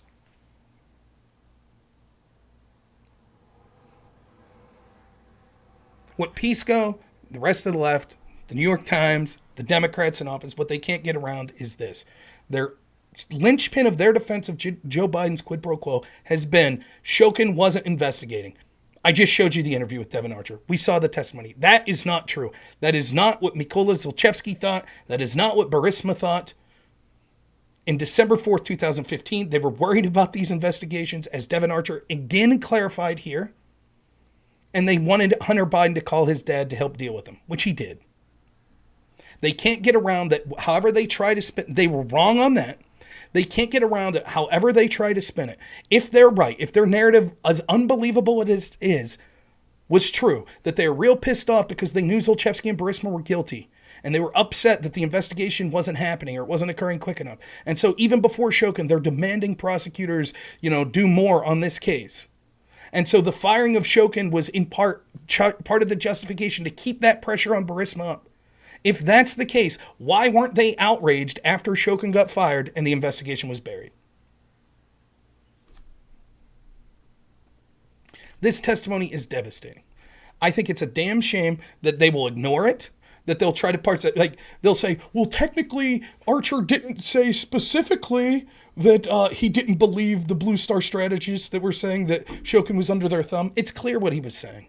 Everyone who watched it could see it was clear. I offered, before I came on here, I sent a message to Pisco, said, you want to come on and talk about it today? He's probably busy with work or something. I'm not saying he avoided it. But, so I'm not running from him. I wish he could have sat here and watched this with me. I'll be happy to do it. Happy to do it. With anyone. We can go through and we can watch it. Their defenses never made sense. It is clear that Archer and Zlochevsky and Hunter Biden thought that Shokin was investigating them. Even if the board was being told by people in D.C. who were clearly covering their ass, no, actually he's not investigating. Because if that's what they really felt, they wouldn't have been demanding Hunter Biden call his dad to deal with Ukrainian investigations. End of story.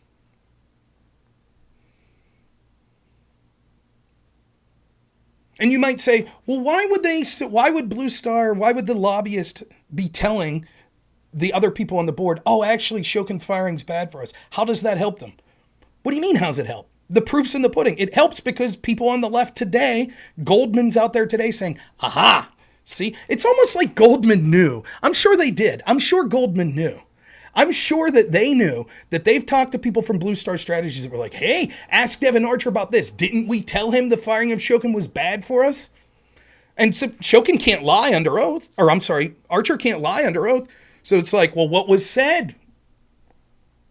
Well, the narrative was that Shokin was under the thumb. Ah, says Goldman, there we go. But it's clear that narrative was put there, that Devon Archer now doesn't believe it because he sees the results. And it's clear that narrative was put there so that in the future, if this ever came up, they could say, oh, no. Joe Biden's quid pro quo forced the firing of Shokin was okay because it actually benefited. So, hope you enjoyed the show. I got to run. My wife's probably pissed because I've been up here too long. So, once more, I will put the link to the video. I'll put the link. I think it's a damn shame. I'm a smaller streamer, and no one, maybe it's changed now, no one's gone through this interview and talked about the important aspects of it. So here's my tweet doing that with a link to the video. Please promote it. It doesn't take you anything to retweet it. The story's going to get buried. That'll be how it goes in the end. This interview will get buried. The media will just run the headline up. Archer testified that he was told that Shokin was helping. So it was a good thing that Biden forced their firing. That's how it's going to go. So I implore you, try to put this message out there. You saw the video yourself. Don't listen to me. Watch the video. Make your own mind up. It's only an hour long. Well, thanks, Foreskin. Clever name. So I hope you enjoyed the video. So I probably won't see you until at least Monday. So thanks, Robert Whaley. I really appreciate it. So until sometime in the future, thank you so much. I will talk to you all soon. As always, have a good one.